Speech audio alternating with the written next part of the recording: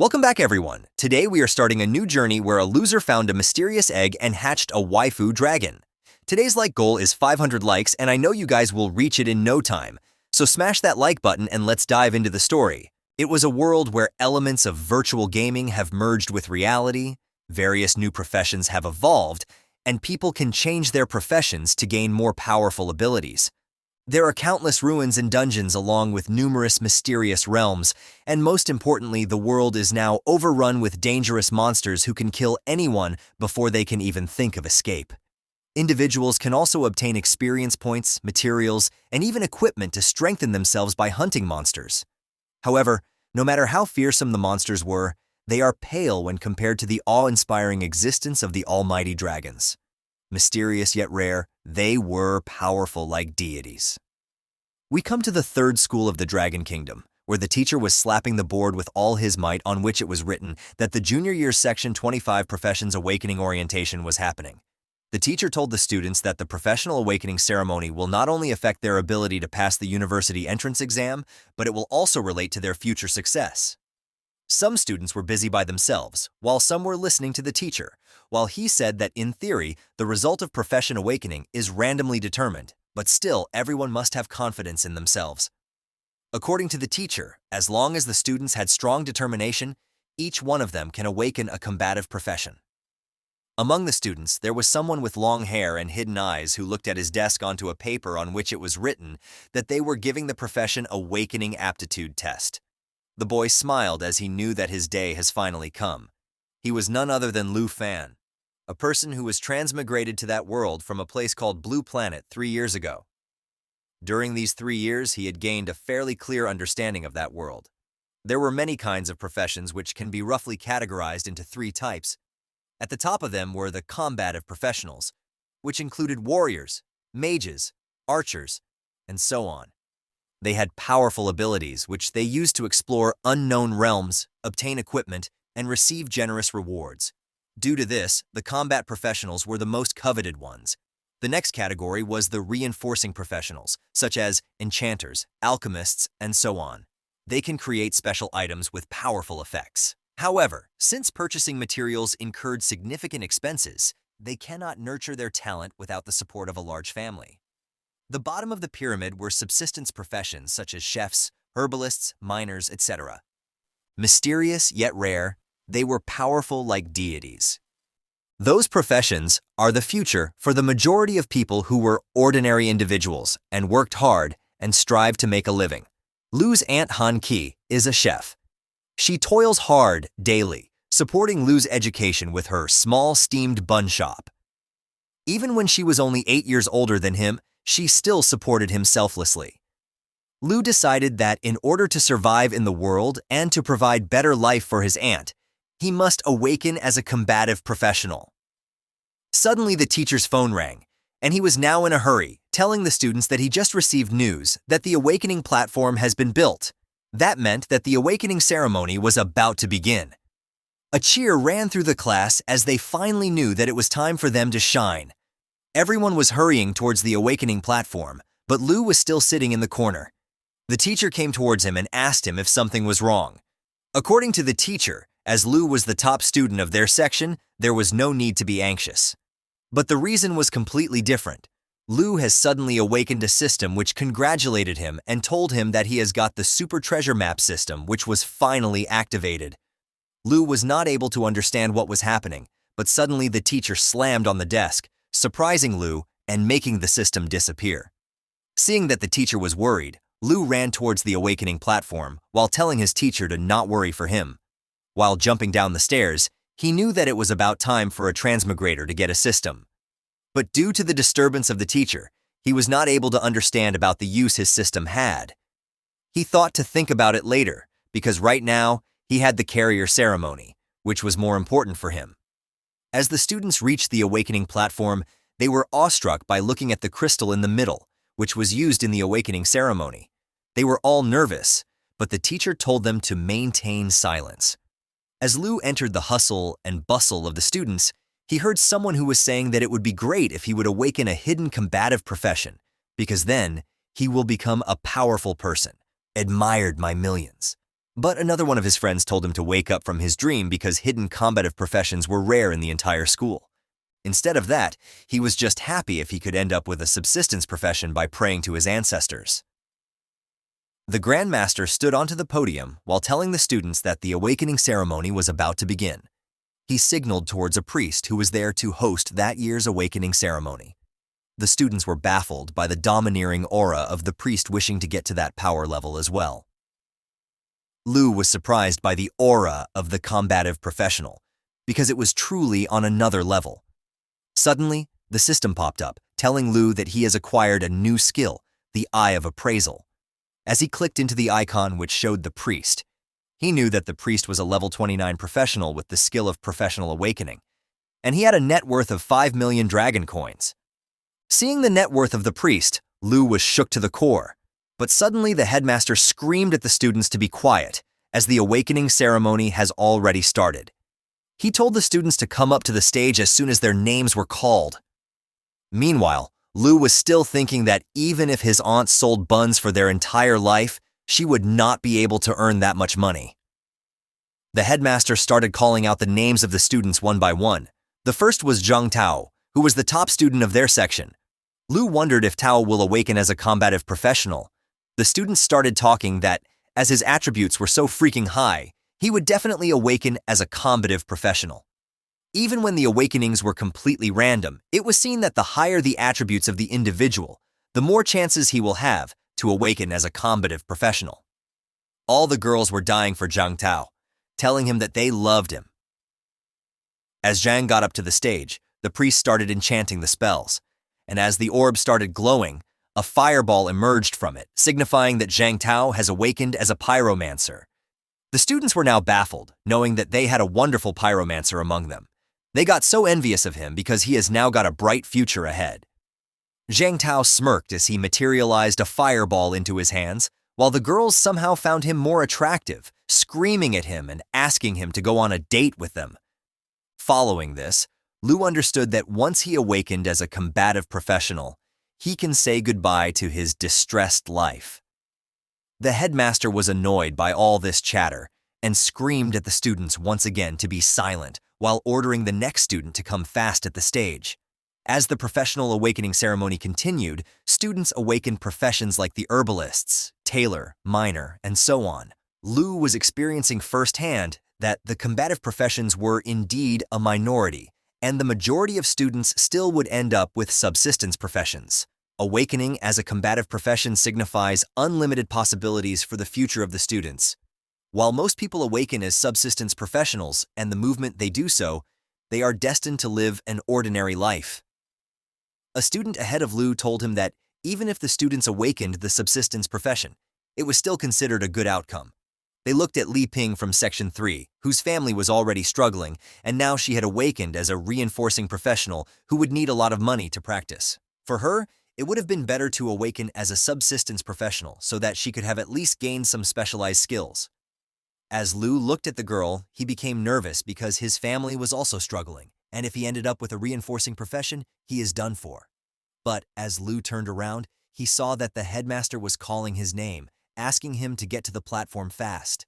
As Lu walked towards the pedestal, all the girls were noticing his looks, thinking that our boy was indeed handsome. They wondered about what profession he will awaken. As Lu reached the crystal, he knew that at that point, being nervous was useless. As he put his hands onto the crystal, the priest started enchanting his spells once again. Suddenly, Lu got a vision of a red dragon, glaring at him with his burning yellow eyes. Meanwhile, all the students were now in shock because the land has suddenly started shaking. They were not able to comprehend about what was going on as golden light gleamed from the awakening crystal, which surrounded Lu from all the sides. The students witnessed a dragon materializing and coming out of the light. The student and teachers knew that this phenomenon only occurred when a hidden profession appeared. The students and teachers were not able to believe that Lu has awakened a hidden profession, and a female teacher congratulated teacher Lai because his suction produced the first hidden professional in their school.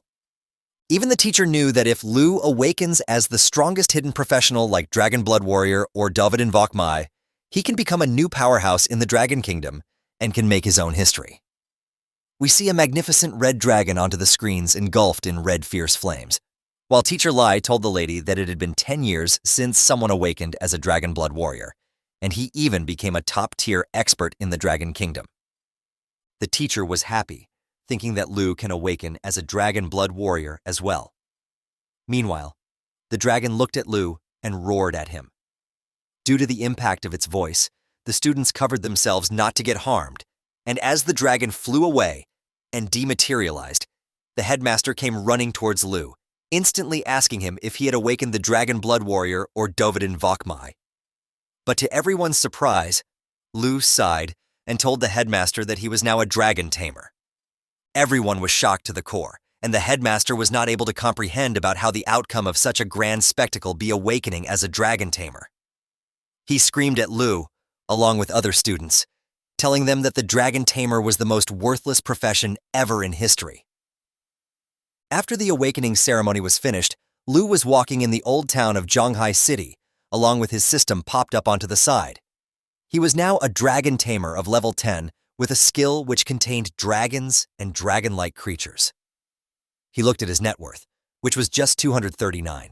Lu was getting the flashbacks, where the students and the teacher were not able to believe that he had awakened as a dragon tamer. They thought that Lu was destined to be a mediocre because there was no way that the humans can possibly tame powerful creatures such as dragons. Even when Lu awakened a hidden profession, it was the weakest when it came to practical applicability. Some students didn't know about why the teachers were saying so and asked other students about why the dragon tamer profession was the weakest, even when it was one of the 3 major hidden professions alongside the dragon blood warrior and Dovidin Bok mage. Another student told him that most people would not even find dragons, and even when they could, there was no way that they could tame them because of their dangerous behavior. The headmaster was also disappointed and patted onto the shoulders of Lu, telling him that it was all right, and even when it was the weakest, a dragon tamer was still a hidden profession with boundless potential. The headmaster guessed that maybe Lu would be able to tame some sub-dragon species and become stronger. It was no use because Lu also knew that without a dragon tamer cannot have boundless potential. Sub-dragon species were also nothing but mere ferocious beasts, nothing compared to the actual dragons.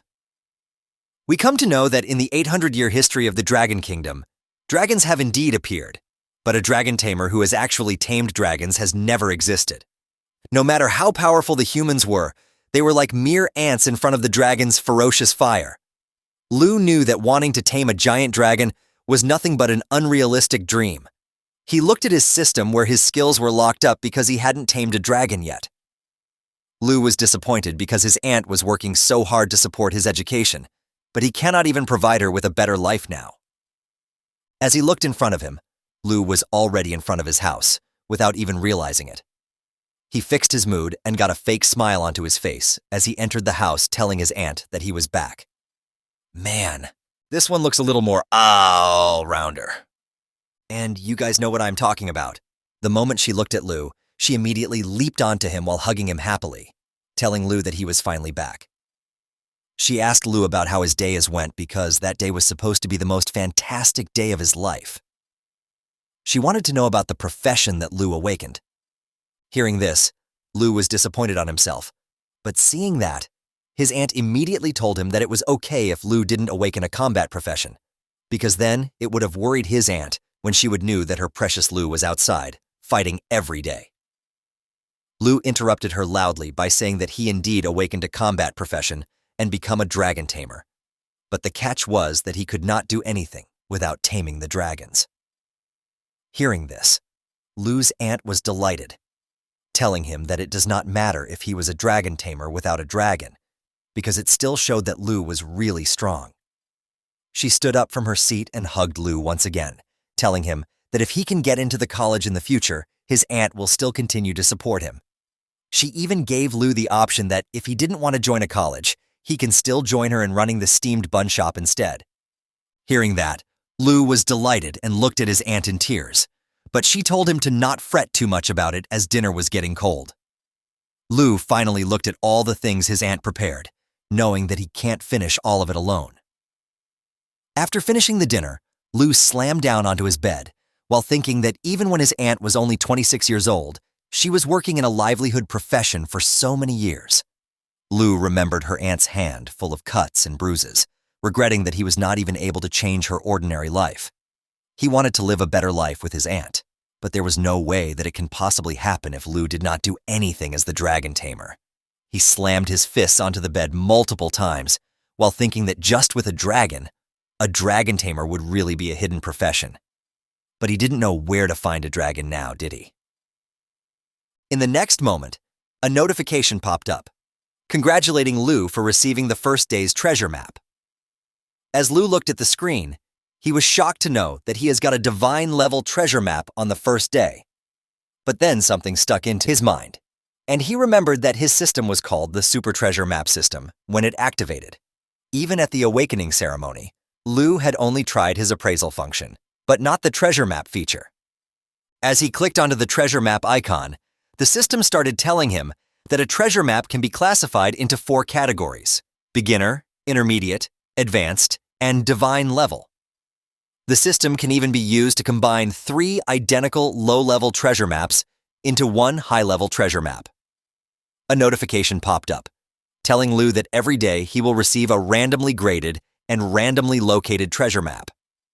It even added that as long as Lu got to the location, he can find the treasure related to his corresponding profession.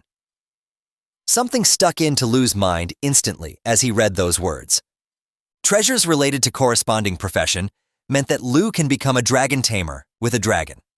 He understood that as long as he can make good use of his system, there was a chance for him to bridge the gap between the weakest and the strongest. In other words, the divine-level treasure map was Lu's last hope to turn the tide into his favor. He knew that if he gave up now, he will live at the bottom of the society for the rest of his life. He was determined and clicked onto the divine treasure map, deciding that he must go wherever the map takes him. A big regional map popped up, telling Lu that the treasure was in Mount Shibaisen. He knew that Shibaisen was not too far from Shanghai City, and if he caught the last suburban bus at night, he can arrive there early in the morning. As time passed and early morning arrived, Lu's aunt woke up while yawning into her nightdress.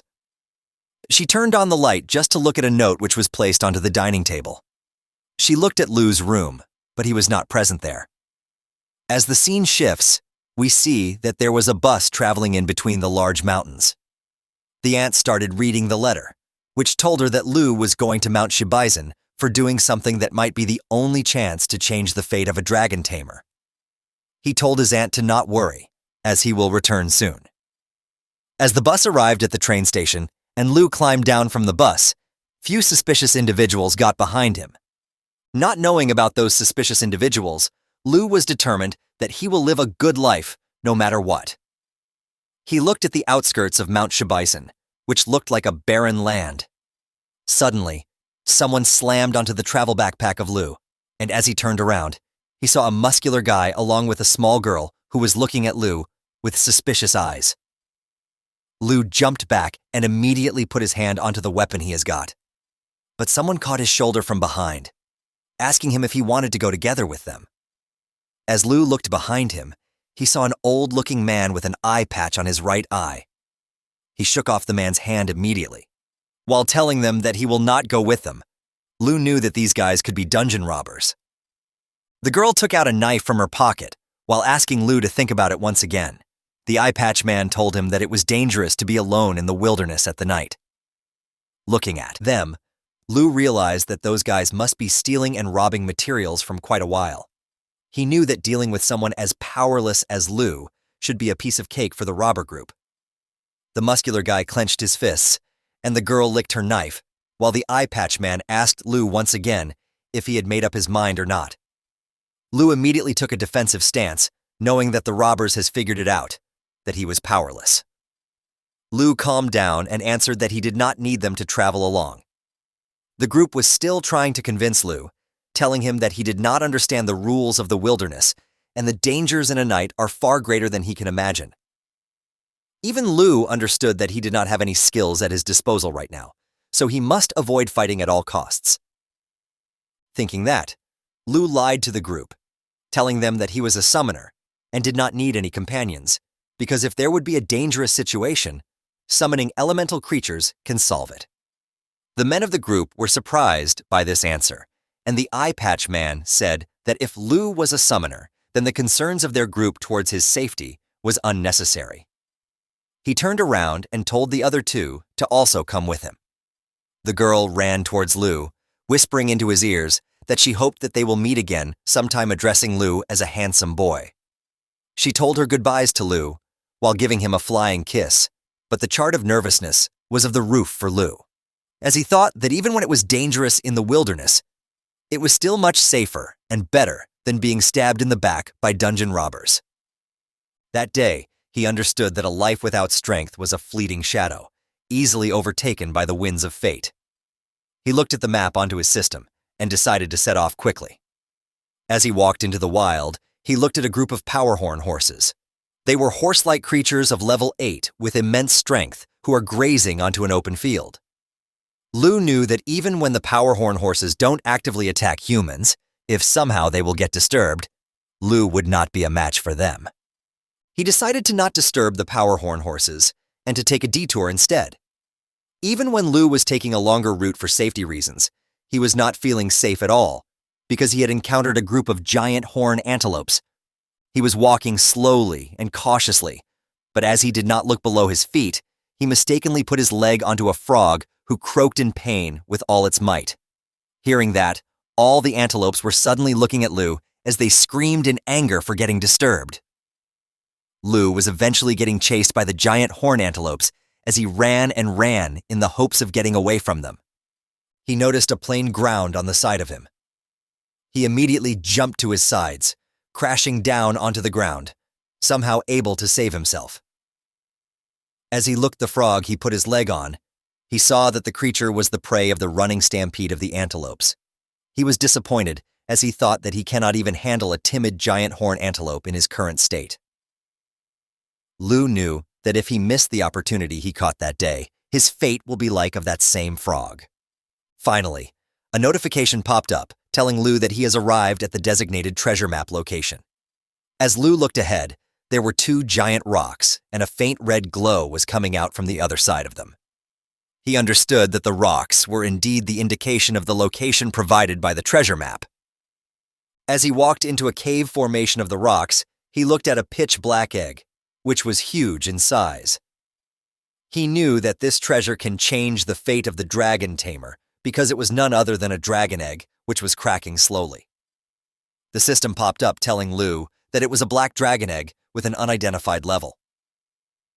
As he heard the cracking sound, Lu understood that the dragon was about to be born. But in the next moment, Lu heard some noise coming from the long grass behind him. He immediately took his cleaver out onto his hands, knowing that everything has gone smoothly along the way, but he cannot escape the nose of a wild beast. He immediately turned around and slashed the beast, who was none other than a bloodthirsty gray fox. The creature was able to stop Lu's attack by grabbing his cleaver onto its giant canines. The creature howled and attacked Lu with all his might, but somehow Lu was able to deflect and throw him onto the ground. Lu took some deep breaths, recovering his stamina. As he looked onto the appraisal window, he saw that the bloodthirsty gray fox had got a triple claw strike and bloodthirst recovery.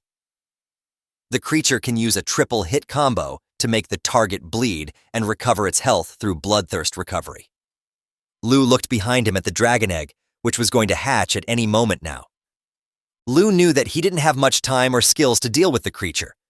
He thought that maybe he can stall the fox until the dragon hatches and then use his dragon taming ability. But the fox has already lived onto Lu and was into the air ready to attack him. Lu instinctively took out his hand to defend himself from the attack. He realized that the fox was too fast and he can't wait for the dragon to hatch. Due to his hand onto the front, Lu was injured by the huge and sharp claws of the fox and decided that he cannot let the fox use the bloodthirst recovery. Lu had to deal with it when it prepares for the triple claw strike. Lu had already got 1 strike and 2 were still left. Lu blocked the second one with his cleaver and somehow dodged the third one by moving to the side. Now it was finally Lu's chance. He slammed his cleaver straight onto the head of the bloodthirst gray fox. As blood splattered all around the monster, Lu took out his cleaver from the creature's head. A notification popped up telling him that he had defeated a bloodthirsty gray fox and was rewarded 120 experience points for it. Lu was out of breath but was now calm because he got rid of the monster. But suddenly, 3 shadows appeared behind of him, laughing loudly and complimenting Lu for taking the beast down. They were none other than the group of robbers telling Lu that he was impressive. Lu took a defensive stance again, telling the group to stop following him since he had already said that he will not join them. The girl started laughing while telling Lu that there was no need to be so nervous. The girl knew that Lu deceived their group.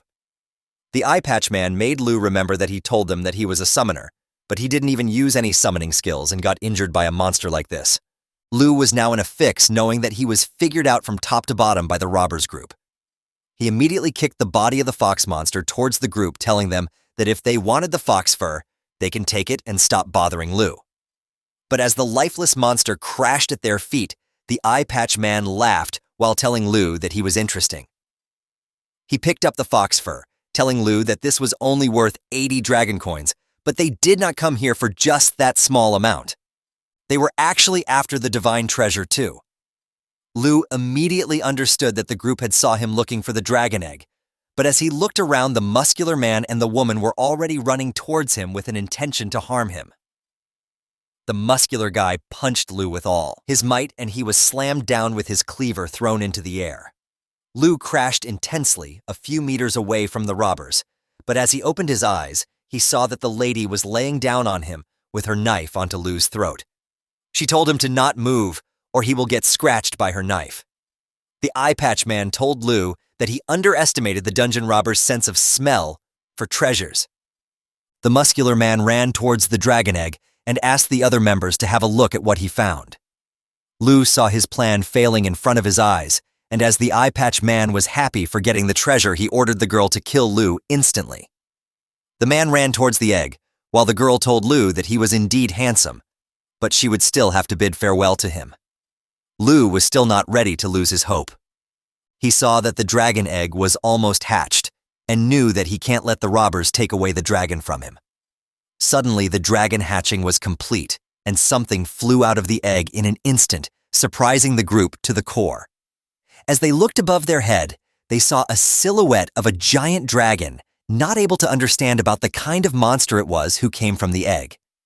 The dragon came raging down at the robbers, and the eye patch guy threw a bottle of some kind of potion at the creature for his defense. The dragon was able to swiftly dodge the bottle and continued with his attack. The muscular guy readied his fists to punch the dragon, but as the creature opened his jaw, it decimated the muscular guy with his ferocious attacks and flames. The eye patch guy was deeply struck into horror as he saw the lifeless head of his muscular companion. He saw that the dragon was looking at him, knowing that his was finally the time for the guy to go to where his muscular companion was. He screamed and screamed for the girl to help him, but she was experiencing fear to her core by seeing the mysterious but dangerous creature. She lowered the knife which was put onto Lu's throat, and as Lu relaxed, he looked at the dragon. He never imagined that even a newly hatched dragon can be so powerful. It was now understandable to him about why people can't tame the mysterious dragons at once. Hearing Lu mentioning a dragon, the girl looked at him in fear, finally knowing that the monster was none other than one of the fabled dragons of the legend. As the girl turned around, she saw the creature who ate both of his companions in one go and was now looking at her in confusion. The girl immediately removed her knife from Lu and put it in front of her in a try to defend herself. But she did not realize that Lu was now free.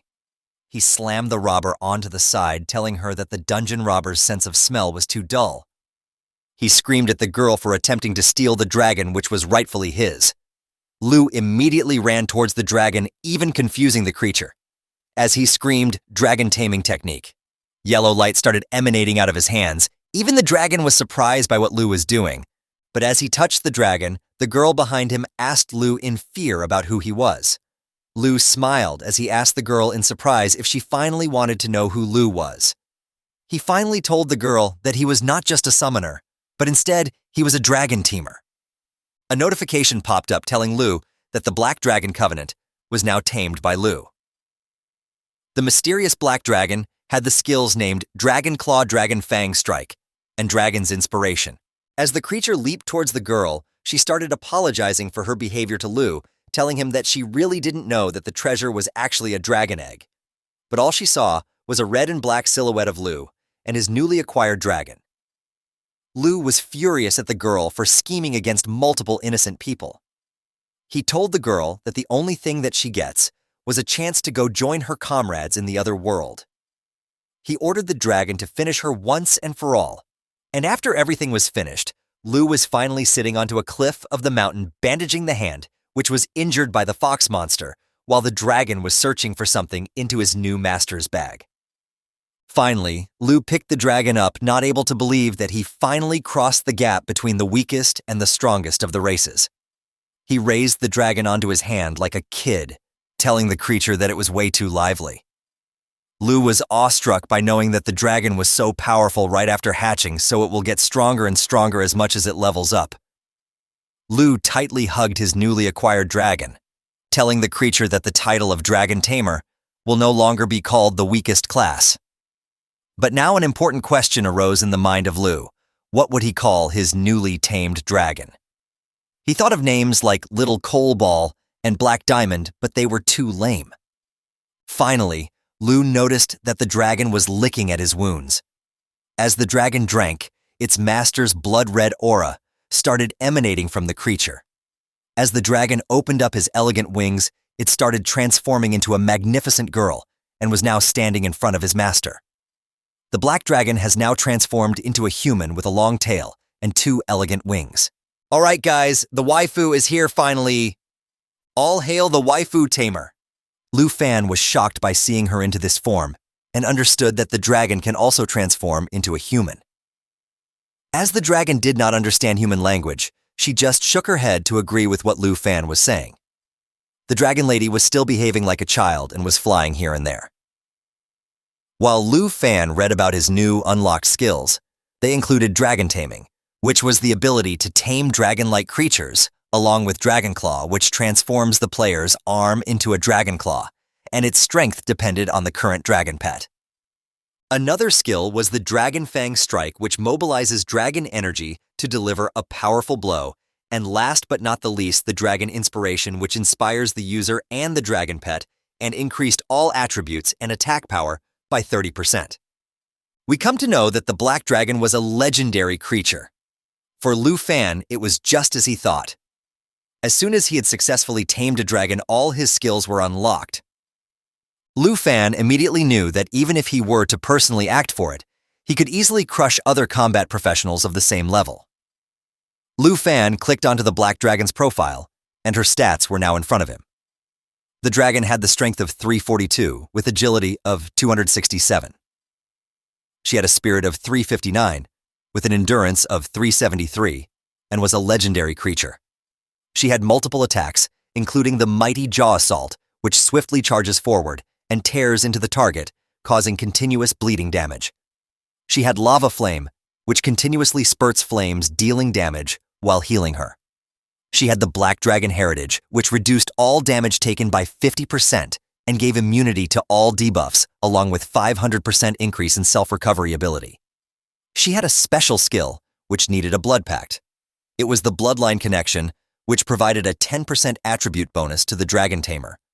Lu Fan was shocked to the core by knowing that there was this much power inside a mere dragon hatchling.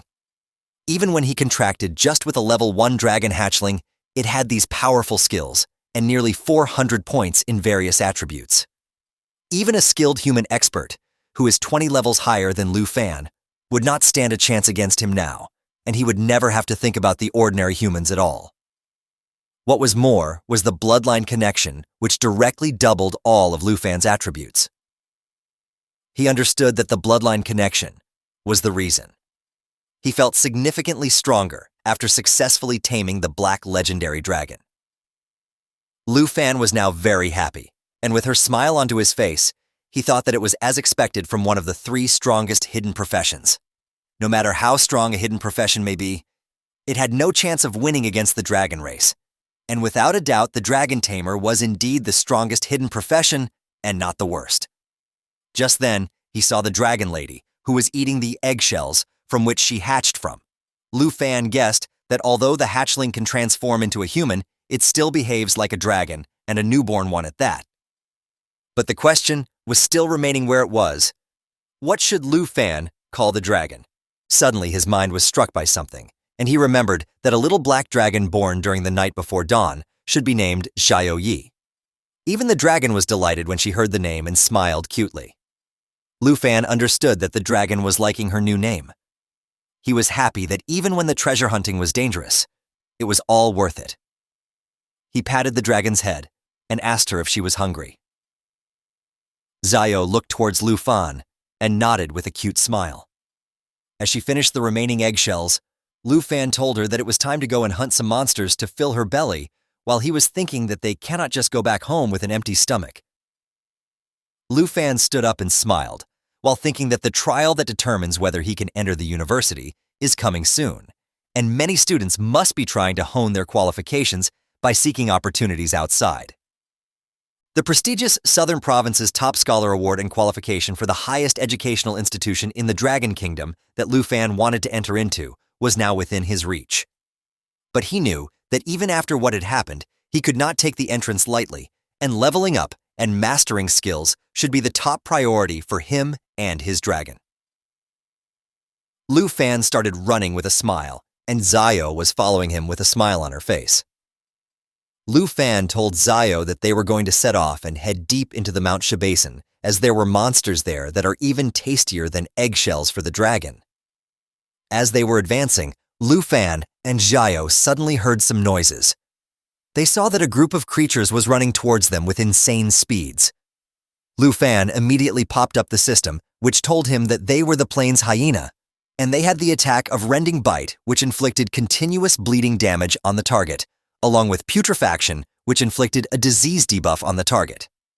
Once killed, they will drop the canine teeth, which was worth 95 dragon coins. Lu Fan knew that these bastards were more dangerous and tougher than the bloodthirsty gray fox. She also knew that even when he defeated the wild level 10 bloodthirsty gray fox, he also suffered a lot of injuries in the process. Remembering that Lu Fan was hesitant to attack, but the dragon lady was already in the air with a devilish smile on her face as she knew that she is going to get more food. Even Lu Fan understood that the lady wanted to take the lead. His eyes glittered with confidence as he thought that Mount Shibasin was holding no danger at all for the strongest dragon tamer and his dragon. Both Lu Fan and Xiao were smiling and advancing towards the plains hyena, ready to send them inside the dragon's stomach as her meal. The dragon flew high, and as the plains hyena roared, she took a deep breath and her stomach started glowing and giving off a flame aura. Finally, she attacked the hyenas with her lava flame attack, and as the creatures were burning, Lu Fan and the black dragon were earning experience points. As Xiao kept using her lava flame attack, Lu Fan was constantly watching the system, witnessing the increase in their levels. Lu Fan was finally at level 11, and the black dragon was now at level 3. He smiled while ordering Xiao to not waste her time on the small fries. Both of them looked towards a den inside the mountain, and Lu Fan told Xiao that a big guy has been waiting for them for a long time. 3 sets of eyes were giving off a piercing glaze to Lu Fan and her dragon, and finally, the creature came out of hiding.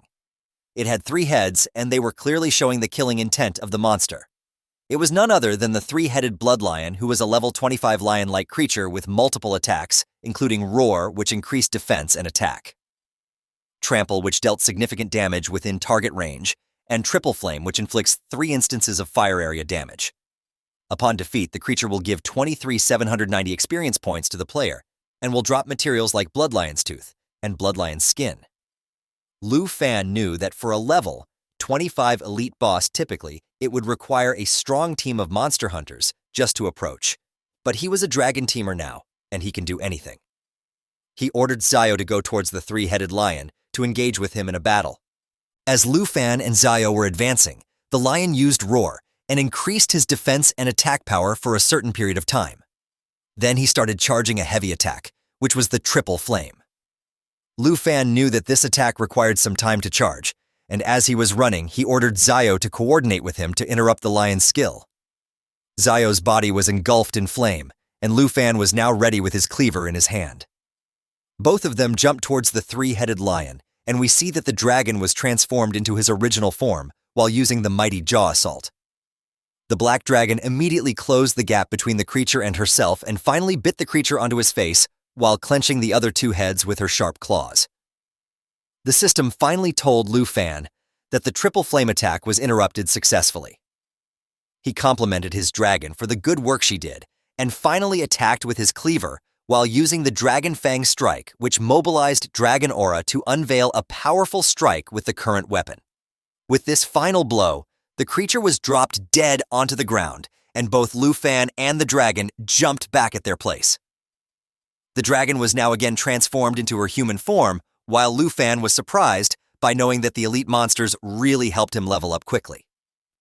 Lu Fan was now at level 14, and the dragon was now at level 9. Suddenly, the system notification popped up telling Lu Fan that the treasure map system was triggered, and a new treasure map for the day has been sent to him. Seeing that, a faint smile appeared onto Lu Fan's face as he wondered about what exclusive item for dragon tamers will this treasure lead to. He ordered Zio to come with him for the treasure hunting, and the dragon lady immediately agreed to her master's command with a smile. Hit that like button as today's like aim is 500 likes. Also subscribe for more with the notification bell on. As the scene shifts, we come deep within the Mount Shibaisen. A group of 3 people was standing in that area, while the blue-haired girl asked the uncle if they should really let such a rare opportunity slide away from them. But the uncle told the girl that they did not have a choice. We come to know that the uncle was named Sanji, who was a warrior. He told the lady that the fortuitous realm required at least 5 people to activate, and they did not have enough people to open it. He suggested sending Miss Kai back to Zhanghai City to bring more people. But he was interrupted by another lady who was the Miss Kai the uncle was talking about. She was a rogue and told the uncle that whatever he was planning would not work because even with her agility, a round trip would take a day. We come to know that the blue-haired girl was Kin Q, and her profession was not yet known to us.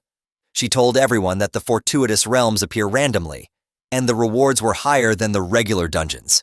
But the problem was that they only existed for 24 hours, and the uncle's plan was not able to be completed on time before the closing of the dungeon. Sanji consoled Kin that she did not have to worry about gains and losses like the secret realms, because depending on her strength as long as she enters the top 10 universities, they themselves will provide the girl with secret realms.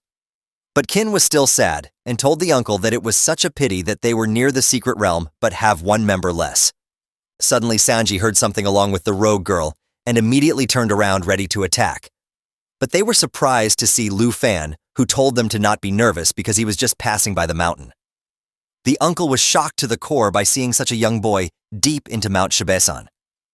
He told Lu Fan that the place was not meant for material hunting and that he should go back. But Kin immediately stopped the uncle between his talk and told Lu Fan that the group was the part of the Kin family in Zhanghai City and her name is Kin Q. Even when she knew that it might be a bit abrupt, she asked Lu Fan if he wanted to team up her group temporarily. The girl even tried to tempt Lu Fan by telling him that he did not have to do anything and just enter the secret realm of chance with the group, and when it would be done, Lu Fan will be paid a reward of 100,000 dragon coins. Hearing the prize, Lu Fan immediately stopped on his tracks and started considering the offer. He knew that if even the Kin family, who was the family of the richest man in Zhanghai City, was after the secret realm of chance, then the final reward must be very rare. The girl was still talking and told Lu Fan that they just needed help to gather the number of people required by the secret realm, and he did not have to do anything, and just get his 100,000 dragon coins. As the scene shifts, we see that the group of the lady had 3 people before, but they have already gathered a paladin with themselves, but they were still 1 member short. The uncle was walking towards a huge purplish portal, which goes towards the secret realm, while he told Lu Fan to follow him quickly if he wanted the reward. He even told Lu Fan that it was such a rare chance that he could not encounter it casually like this again. Lu Fan smiled at the offer and told everyone that he did not have much interest in money, but he was ready to help if the group can cooperate and follow the rules of distribution. The uncle along with the 2 ladies were shocked to hear those words coming out from a young boy. The Rouge Lady immediately understood that Lu Fan was trying to say that he wanted to distribute the rewards in the secret realm based on their strength, and hearing that even Lu Fan confirmed that this was what he wanted. Hearing that, Qin was deep in thoughts, while she thought that the whole group's average level was around level 20, and Lu Fan was even looking weaker than all of them. But still, he was so confident. The lady was not able to comprehend if the guy was just really confident on his skills, or was just an arrogant brat. But the group desperately needed one more guy for them to enter the secret realm of chance. So Qin smiled while she put her hand forward and told Lu Fan that since he wanted to cooperate, then they should form a team in a cooperative way. She even told Lu Fan that the 100,000 dragon coins, which were promised previously, were still going to be his prize, because the group just to show sincerity to him. Lu Fan smiled while he shook the lady's hand and agreed to this deal. Finally, after the deal, Qin was happy and excited now, as she told everyone to get moving as fast as they can. But Lu Fan was having something else in his mind. He thought that exposing his legendary dragon Zio's identity in front of strangers in the wilderness will only bring trouble to them. So he decided to summon the dragon lady out after he got the reward from the secret realm of chance. He even felt sorry for the dragon, but was not having any choice. Finally, Lu Fan got inside the portal behind everyone and arrived at the secret realm of chance. As soon as he set his foot inside the secret realm, he saw a dark and desolated place with lifeless trees and a dense fog of purple color, which was spread all around them. A system notification popped up telling Lu Fan that he was in the secret realm of chance and was standing in the Morning Village, which was a level 20 realm with solid difficulty and had a restriction that only people at least in a group of 5 can enter inside. Watching the eerie atmosphere all around them, Qin told everyone that this village was so quiet that they can hear only their own voices. The assassin lady analyzed the environment and told everyone that the air was so heavy and there was no sign of life in the fog which surrounded them. Meanwhile, Sun Ji was worried for Lu Fan, asking him to stay careful as he was empty-handed and did not have any equipment. But the uncle wasn't ready for a surprise. Lu Fan smiled while raising his hand up, and a kind of flaming aura started surrounding him. Suddenly, a big black machete with dragon scales materialized into his hands, and the system notification popped up telling us that it was an epic quality weapon with no level requirement for using it. It can only be used by dragon tamers and dragon blood warriors, and it even had the skill to give the user the dragon blood armor, which partially transforms the user into a dragon, increasing the power of dragon transformation. It even increased the strength by 65 and stamina by 30. Lu Fan thanked the advanced treasure map that happened to be triggered after defeating the 3-headed bloodlion, as it gave him the opportunity to replace his novice machete into this legendary weapon. Everyone was shocked to see this sudden revelation, and Sun Ji asked Lu Fan if he was a newly transferred student rather than a material hunter, because his weapon looked extraordinary. But the assassin lady was getting pissed off and asked the uncle about why did he care so much about a stranger. Everything was clear in her mind, and if Lu Fan had any evil intentions, she was confident that she will subdue him immediately. Suddenly, Sun Ji was surprised as a hand came out from the ground all of a sudden and startled him. They were none other than the corrupt zombies of level 15, which would give 620 experience points along with corruption poison sac and 256 dragon coins upon killing. They had some dangerous attacks, which included hug and bite, which entangles and scratches the target, and continue to bite along with corpse poison, which was the poison into each and every attack of the zombie, which can cause the target to continue losing life points. Even the targets who die under the effect of corpse poison will become corrupt zombies themselves. Qin told the uncle to be careful as a horde of corrupt zombies came out from the ground beneath them and were ready to attack and infect the group with their corpse poison. But the paladin immediately put forward his shield and blocked the incoming attack of each and every corrupt zombie. A status window pops up and we see that he was Jia, who had a fighting profession and was a level 20 knight. The uncle backed down and stood along with the assassin lady, while he complimented Jia for his instant help and counterattack. He himself had the combat profession and was a level 28 warrior.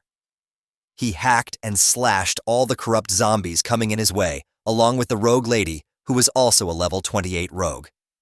Newfan was watching the whole fight as everything was pop up into his system window, while he thought that the warrior, the rogue, and the knight who were guarding the portal was a very reasonable configuration and strategy, especially for the uncle.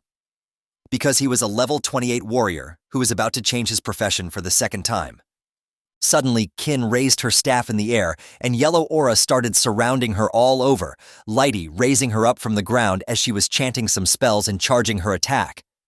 Finally, she attacked with her Holy Light Star Rain attack, which gathered energy and sent out a starlight rain towards the enemies, which caused holy damage to them within the range, and also healed the allied targets by the amount of damage received by the zombies.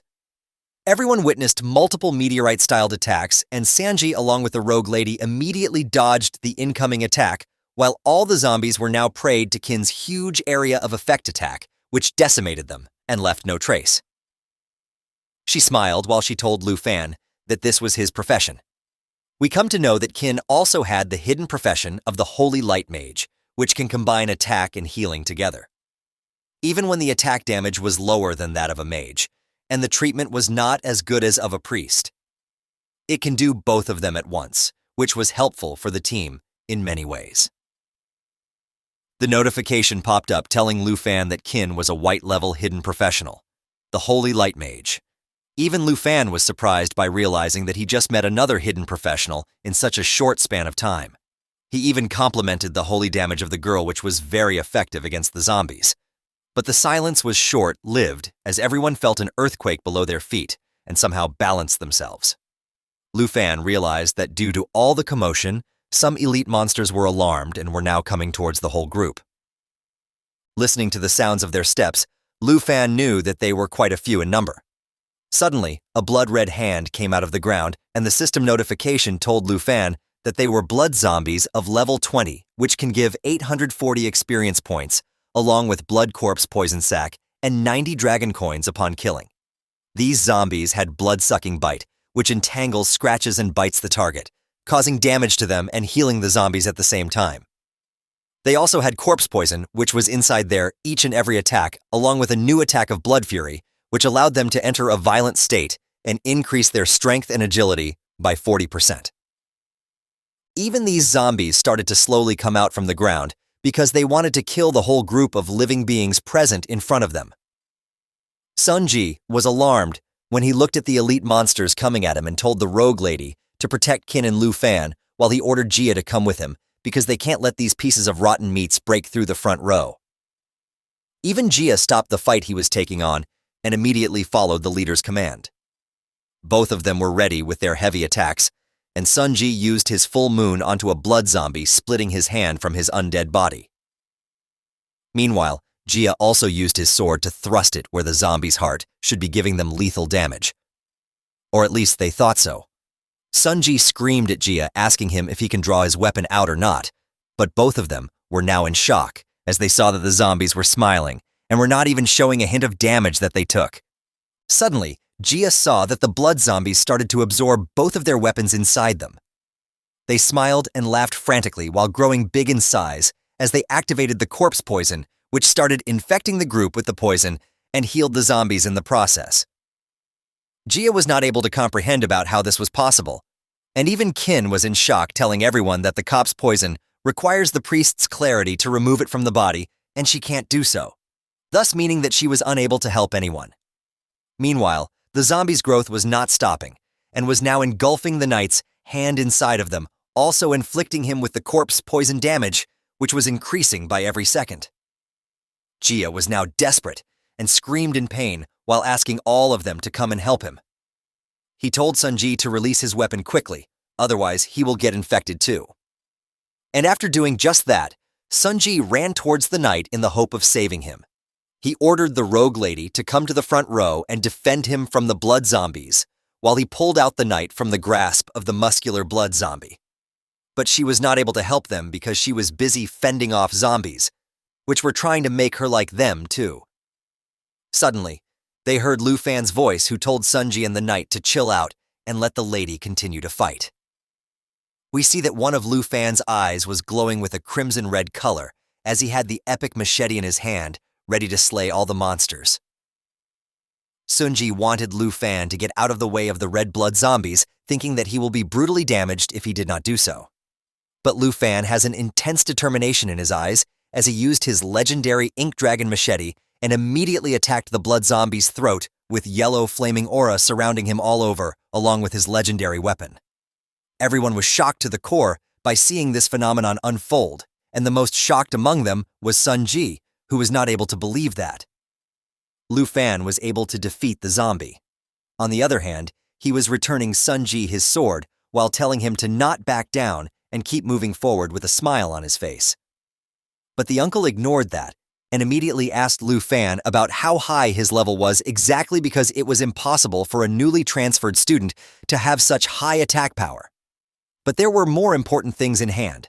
The paladin, Little Gia, was gravely wounded, and Qin immediately came towards him while telling him to hang in there as he's going to get healed. Lu Fan and smiled with the dragon aura emanating from one of his eyes. While he told Sunji that he was a normal level 14 student, and there was no need for him to lie to anyone about that. He told everyone that he just came to Mount Shibaisan for doing some practice for the great exam. Qin was healing Little Gia while he heard these words coming out from the stranger, and realized that Lu Fan was a student from the same year as her.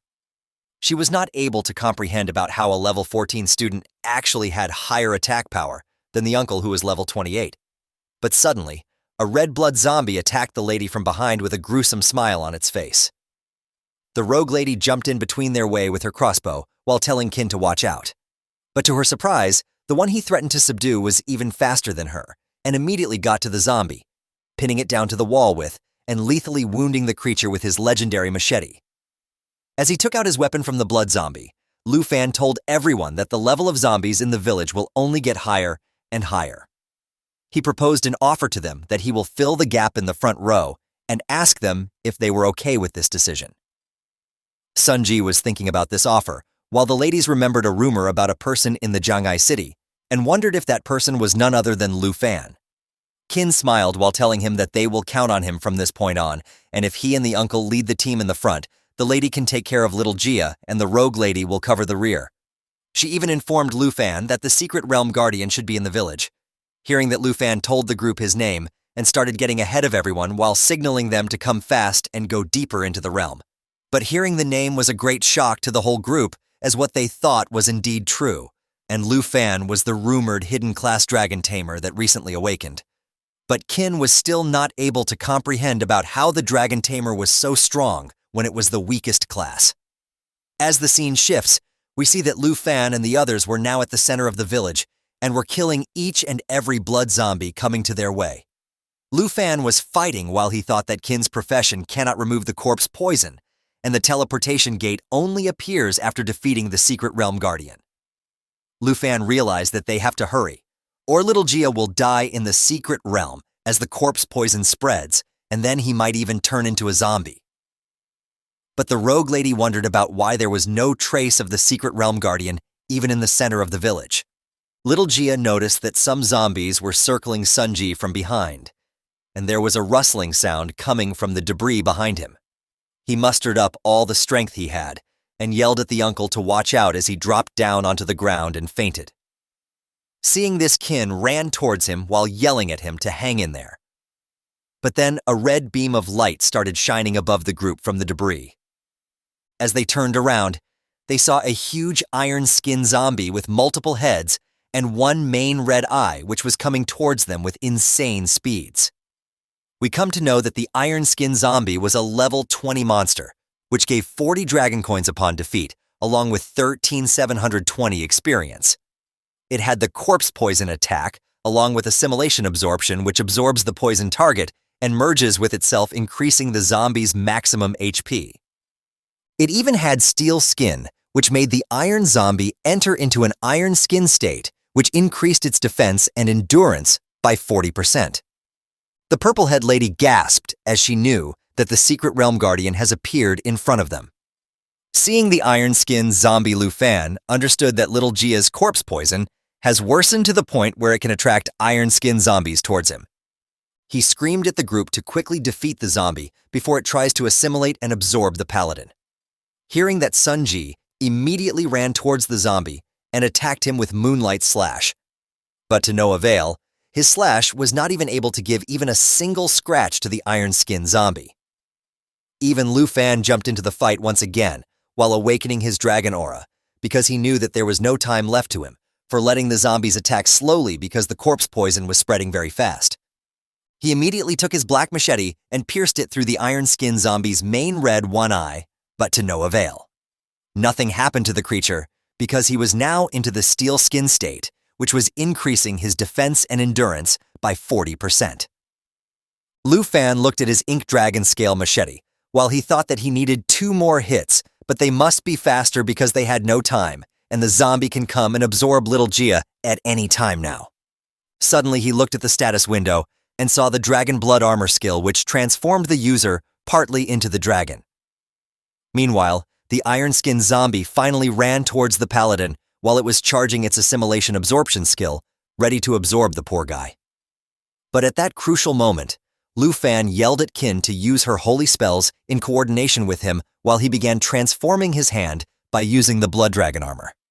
He told the uncle to protect little Gia with the help of the purple-head lady.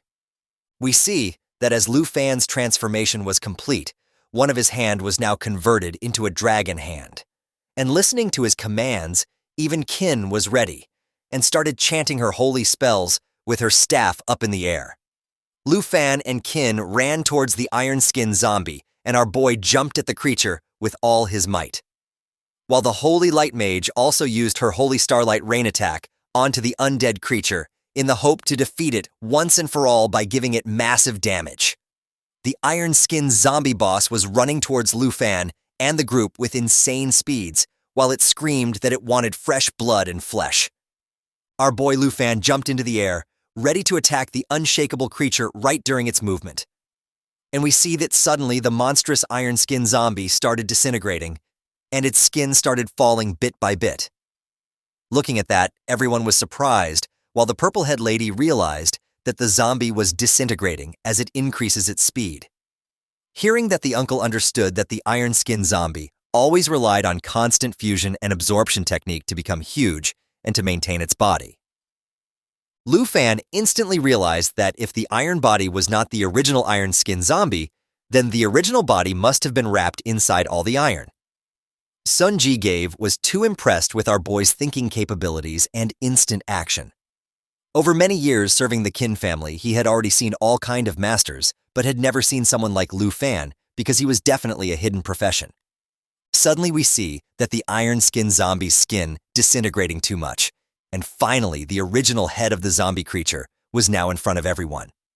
Noticing that Qin told Lu Fan about it, and he started running towards the body once again with insane speeds as he transformed his hands into the dragon hand like before. Our boy jumped with all its might and punched the red-crimson eye of the iron-skinned zombie with his dragon hand while clenching its red eye into his hands and decimating it with the firepower. The zombie started screaming in pain and agony as fire burned his original body down to smithereens. Finally, the zombie was completely destroyed, and our boy Lu Fan landed onto the ground while undoing his hand transformation and getting his legendary black machete back into his hands. Seeing this, everyone was shocked to the core, not able to understand about how a freshman was able to defeat the guard of the secret realm of chance. Even Qin was a little tense, as she had never seen a powerful skill which can easily make a level 20 boss drop dead before. She just wanted to know about who Lu Fan exactly was. As the smoke clears, we see a silver chest which was the iron-skinned zombie's treasure box of level 20. Seeing that, Qin sighed as she told Lu Fan that her group will abide by the agreement and distribute the rewards according to the rules. She even apologized to Lu Fan because they were not familiar with each other before, and the whole group looked down on him without realizing his true power, and it was them who were rude to the boy, even when he was not. Hearing that, even Sun Ji complimented Lu Fan, telling him that he was definitely capable of passing through the secret realm all alone. And now it seemed that the whole group was there to make up for the number instead of Lu Fan himself. With a smile, Lu Fan thanked the uncle while telling Qin that she should be the one to distribute the rewards to the group. Hearing that, Kin opened the chest, but everyone was shocked by seeing the rewards. As the chest opened, it had multiple bottles of strength potion, which was the normal quality consumable, and increased strength by 2 points when consumed.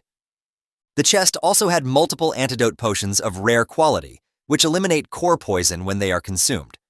But seeing that the purple-head lady doubted that the rewards from the secret realm of chance were too underwhelming. The chest also had the morning bracelet of excellent quality, which required level 10 to wear and increased strength points to 16 and endurance to 17. Looking at the bracelet, even Sunji was now in doubt, thinking that all the rewards were very shabby, and it was not quite right considering that the iron-skinned zombie was the secret realm's boss. Hearing everyone, even Lu Fan, started thinking about what the real matter could be. Meanwhile, the girl wanted the uncle to make little Jihad drink the antidote potion so that he can be cured as soon as possible from the deadly poison inside his body. After distributing all the rewards to everyone, Kin smiled as she gave the morning bracelet to our boy Lu Fan while telling him that he deserved it along with the strength potions and antidote potions. He smiled while thinking that the Kin family was really a very disciplined one. Sunji made Jihad drink the potion so that he could recover from the deadly poison which was infecting him.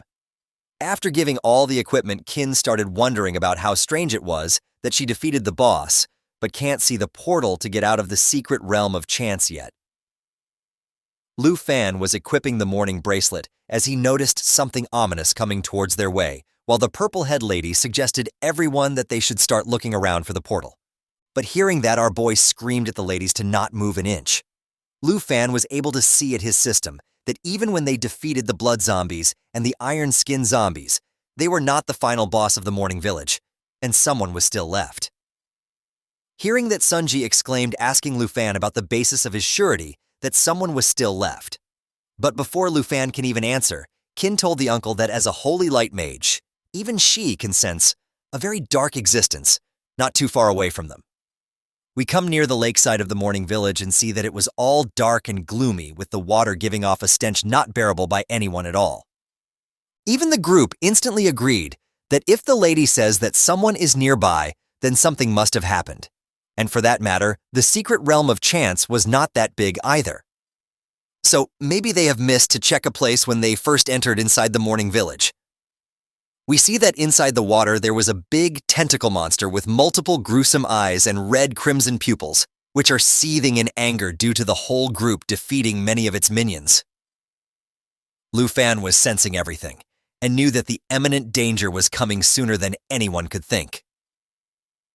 Suddenly, we see that multiple tentacles with a large number of eyes come out of the ground, and everyone was shocked to the core while they maintained the space between them and the monster. Even the status window was not able to tell about what the monster was and what its level was. Realizing that Lu Fan was right all along, Sunji understood that this tentacle monster must be the final boss. Everyone got away from the gruesome tentacle hands, while Sunji tried to defend them with his red crimson sword. But as multiple tentacles attack him, he got thrown several meters from where he was standing due to the sheer force and power of the monster tentacles. Seeing that everyone was surprised that their highest level member of the group was now knocked onto the ground. Suddenly, Kin sensed that the tentacles were looking at her from all around, and the next moment they tried to grab the lady with insane speeds. In the midst of chaos, the lady was not able to comprehend about what was happening and can only scream and not do something. But our boy Lu Fan comes like a blazing fast turret and instantly catches the lady before the monster can get a hold of her. Even the lady can't stop blushing after seeing this heroic act of our boy. But we see that tentacles still attacked Lu Fan and threw him onto the ground along with the lady. The other group members immediately ran towards the couple, while the purple-head lady asked Kin if she was okay. Again, no one cares about the real hero in this story. But anyways. Suddenly we see a dark purple aura coming out of the river water in an instant, while the purple-head lady was stunned in deep fear. Everyone turns around and starts running towards the monster, and we see that the whole monster finally came out of the pond. While in the middle of the tentacle body, a lady with long hair and chained hands were looking at the whole group in anger and disgust. Let's call her Mommy Boss from now. I think it suits it more. The lady was the morning corpse of level 25, who was really the boss of the secret realm with a strength of 27 and agility of 183, along with spirit of 150 and stamina of 266. The lady was entangled with corpse aura and spreads it all the time, which decreased all attributes of all creatures in the secret realm by 20%. She also had the chain whip, which caused a lot of damage when it reached the target. She had resentment explosion, which exploded the accumulated resentment and drives back all approaching enemies and inflict corpse poison. We see that the grieving mommy boss with chains shackling her hand was now standing with the help of her tentacles, looking at Sunji along with the others, while the purple-head lady was surprised by looking at the real boss of the secret realm. As little Gia was now conscious, he wanted to fight the boss too, but Sunji calmed the paladin down, telling him that he can still fight and he will protect everyone including Gia until he fully recovers. But as Gia still wanted to fight, Sunji turned towards him, telling him to not force himself as soon as his body was just gaining some energy. But the uncle didn't notice that the tentacles of the mommy boss were going to slam him from above. Suddenly, the uncle looked at it and was somehow able to block the tentacle with his word. And Lu Fan ran towards the real monster with his big black legendary machete into his hand.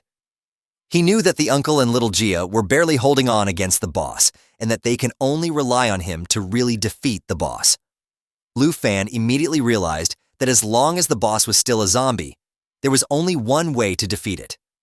Lu Fan looked at the original body of the mommy boss, who was actually controlling the tentacles, and immediately jumped towards her. But seeing that, the mommy boss made a distorted face, and her mouth opened weirdly as she started screaming at our boy Lu Fan. The creature activated the Corpse Kai envelopment, which emitted Corpse Kai constantly, reducing all the attributes of creatures in the secret realm by 20%. Everyone was now affected by this attack, including our boy Lu Fan, but somehow he was able to still go on and reached one of the tentacle of the mommy boss while it attacked our boy ferociously. Lu Fan jumped onto the chain which was shackling the mommy boss and started running on it to reach the main body as soon as he can. Even the main body was shocked by this behavior of her boy, but Kin immediately warned Lu Fan to watch out from the iron shackles of the mommy boss. The main body immediately started using the chain lash attack, which whipped the chains from the sunken lake towards its targets, causing massive damage. Just after this attack, Lu Fan was not able to maintain its balance onto the chain and started falling off with the machete still into his hands. Now the main boss of the secret realm was so angry that it looked at the whole group in disgust and anger and started using its chain lash attack with an intention to kill all of them. Sunji immediately blocked the chain and told Kin to be careful while fighting the secret boss. The purple-head lady and little Gia were also defending from this attack, but the paladin's shield already broke from just one impact of the secret boss. Lu Fan was still on the offensive, trying to somehow reach the main body, but he immediately noticed that a tentacle hand swept through the air right beside him and straight away got to Sun Ji and the group, while the monster told Lu Fan that if he continued to resist its attack, the whole group is going to die. Knowing that, Lu Fan was not able to contain his anger and still continued going towards the main body of the monster, telling her to get out of the way and let them leave the dungeon. He even used his Dragon Strike attack once again, which mobilized the dragon energy to give a powerful blow to the enemy with the help of current weapon. The mommy boss was getting hurt and started doing desperate attacks of the chain lash, giving a continuous assault to the group and our boy Lu Fan. He finally used the Dragon Blood transformation and transformed its hand into a dragon glow, which helped him to break all the chains attacking him and the whole hunter group. After this attack, Lu Fan finally landed onto the ground after he broke all the chains of the lady which were attacking them.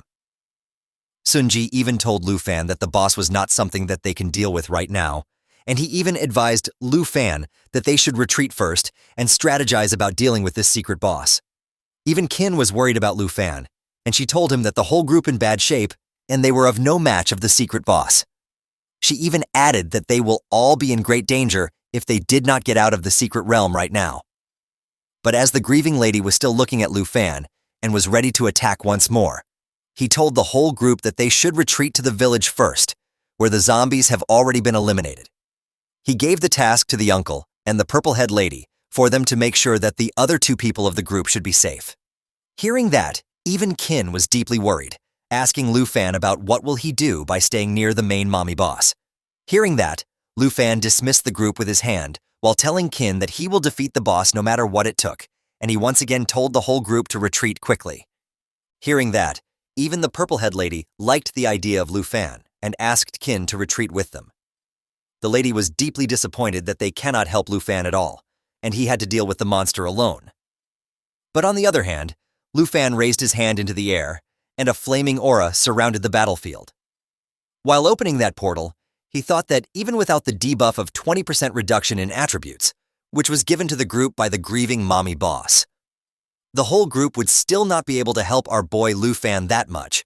So instead of making them struggle, our boy wanted to have someone who can really cooperate with him and can really deal with the real boss of the secret realm. The mommy boss was still angry at Lu Fan and was looking at him with a killing intent, but even the creature was not able to comprehend about what was happening. Suddenly, Lu Fan told someone to come out of the portal and join our boy for some fun. Seeing that, the black legendary dragon came out of the portal and immediately grabbed the tentacles of the secret boss with her jaws. Everyone was shocked to the core by this sudden revelation of Lu Fan's secret. They were not able to believe that they were actually witnessing the presence of a mighty dragon in the secret realm. We see that even the dragon was way bigger than she was before. When Lu Fan got the dragon for the first time, the legendary dragon grabbed each and every tentacle coming at her with her sharp claws and huge hands.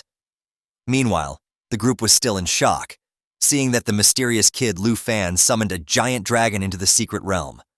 Even when Lu Fan had the plan to not reveal the dragon to the hunter group, there was no other way to defeat the secret boss without summoning her. Agreeing to every order of her master, the dragon immediately used the giant assault attack, which made the dragon rush at high speed and then bite the target, causing continuous bleeding damage.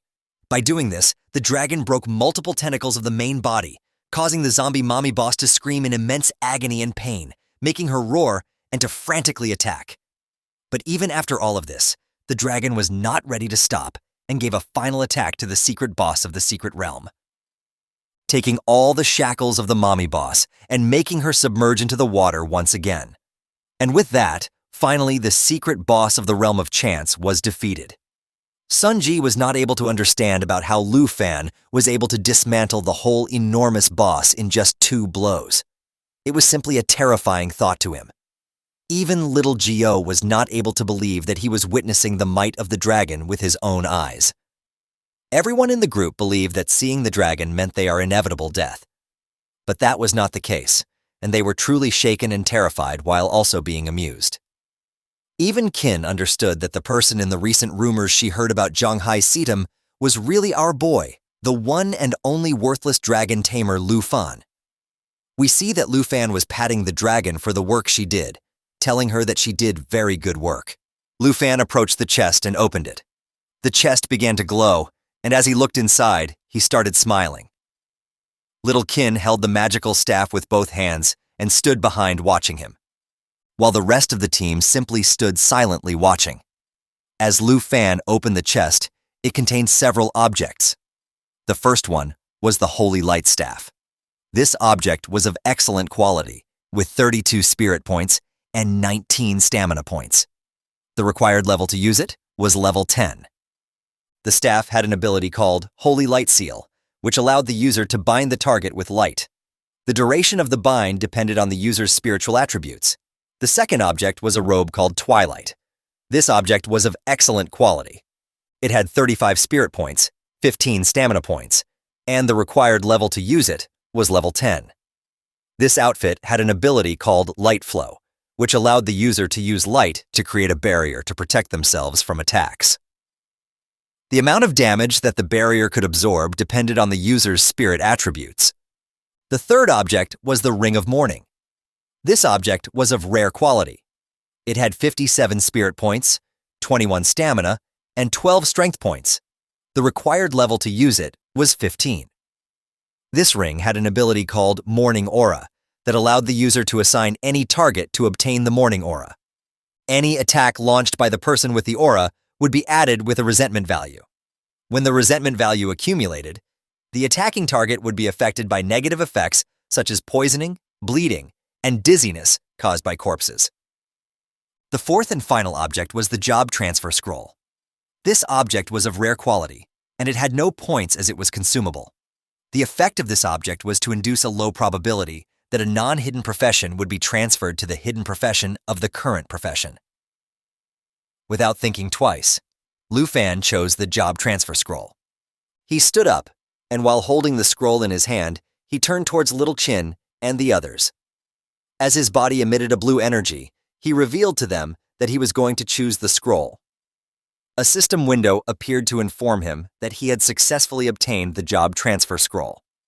Little Kin approached Lu Fan and explained that he didn't need to go out of his way for them at all. According to the rules, these items belonged to him. And Lu Fan replied saying that he wasn't pretending to be a gentleman, and all the equipment had spirit attributes. The spiritual equipment was more suitable for her. He also added that all he needed was this job transfer scroll. Little Kin approached the chest, and while looking inside, she explained to him that if she hadn't met him, then all of them could have died in this place. Lu Fan simply stood still, watching without saying a word, wondering what she was planning to do. Several seconds later, after looking into the chest, she took out the mourning ring from the chest. She extended her hand towards Lu Fan, and while looking into his eyes, she asked him to please accept this ring. Wait a minute, is this a proposal? Our Giga Chad boy has secured a second waifu, guys. Without thinking twice, Lu Fan grabbed the ring, and while he was holding it in his hand, he closed his eyes and imagined doing naughty things with her.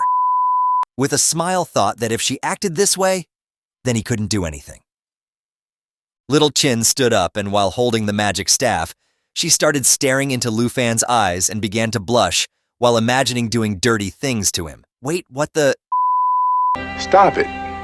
Get some help. She started wondering what else he hadn't shown to her. He was a very difficult person to figure out. While the dragon lady was playing with the filler guy, Uncle Sunji approached them, and while looking at Lu Fan thought that he was a very interesting person. Purplehead also approached them, and while looking at Lu Fan, she smiled and explained to Little Kin that it was time to prepare to return. That same night, several hours later, Lu Fan returned to his Aunt Han Ki's bun shop. She threw herself into his arms, closed her eyes, and explained that this was too dangerous because just by listening to him. I am getting a different kind of feeling from this interaction, guys. Maybe it's just me. But you can let me know in the comment section, what do you guys think? She continued saying that she started getting scared since he had encountered so many dangers in the past few days. Upon hearing this, Lu Fan became somewhat confused. While he was staring into his aunt's eyes, he asked her what had happened. He also requested that she release him quickly, since he had been in the wilderness for several days, and his clothes were very dirty. Instead of letting go, Han Ki hugged him even tighter, closed her eyes, and while crying, explained to him that Lu Fan wasn't dirty at all. Indeed, it's a tight hug, everything in between is getting squished. She also added that because he had left without informing her, she hadn't been able to close her eyes during the past nights out of fear that once she woke up from sleep, her beloved Lu Fan wouldn't have returned home. Lu Fan closed his eyes, approached her, placed a hand on her back, and with a pleasant smile, apologized for leaving without warning. He also asked her not to worry, because he would never let her worry again. Whatever you guys say, this chapter is going sideways. I think our Giga Chad boy has an aunt with benefits, and a cute one indeed. While he was wiping her tears away with his hand, he closed his eyes and explained with a smile that everything was fine. He also asked her to stop crying. Upon hearing this, she stopped crying and thought that Lu Fan was a very good person. Then she turned to one side and began stroking the head of the dragon Xiaoye, who sat on the floor, closed her eyes, and started smiling because she was enjoying it a lot. While she was looking at Xiaoye, she explained to Lu Fan that she had been very surprised when she first saw her. She also added that such a cute girl like her was truly an extremely powerful dragon. Lu Fan simply smiled at this statement. Han Ki approached Xiaoye and asked if she had not eaten enough in the past few days, so she asked her if she was hungry. Upon hearing this, Xiaoye began nodding to indicate that she was indeed hungry. While the two of them were talking, Lu Fan approached them holding the job transfer scroll in his hand, looked at his aunt. He started explaining that this was the reward from the dungeon that he had specifically chosen for her. He brought the scroll closer to her and explained that if she changed from one job to a hidden job, then she would no longer have to keep watching this bakery. Han Ki stood up and explained that she couldn't use the job transfer scroll because it was too expensive. She advised him to simply sell it, since as he had left the weapons and equipment with the little Quinn of the Chin family. She recommended him to buy equipment so that his results would be the best during the big exam. Just before she could finish speaking, Lu Fan took out his mobile phone and showed her the balance he had in his bank account. He had a pleasant smile on his face as he explained to her that he no longer lacked money or equipment. Seeing that Lu Fan had so much money in his bank account, she was amazed. He approached her and explained to her that he had sold many of the materials he had collected during this trip. He also added that his travel companion Little Qin had promised him a reward of 100,000 yuan. After explaining this to her, he asked his aunt to believe his words as they would never have to worry about money again. Upon hearing this, Han Ki approached him, clenched her fist, and while looking into his eyes, couldn't help but shed a tear of joy. Lu Fan began to bring the job transfer scroll closer to her and insisted that it was better to use it now. She simply extended her hands towards the scroll, and while looking at Lu Fan with a happy expression, she thought he was right. She opened the scroll, and it started to shine while her body emitted a blue energy. Her hair and dress began to float, leaving her surprised. Several seconds later, slowly the scroll began to disappear, and she was floating in the air with the help of 2 helium balloons. She started floating in the air and absorbed the energy from the scroll.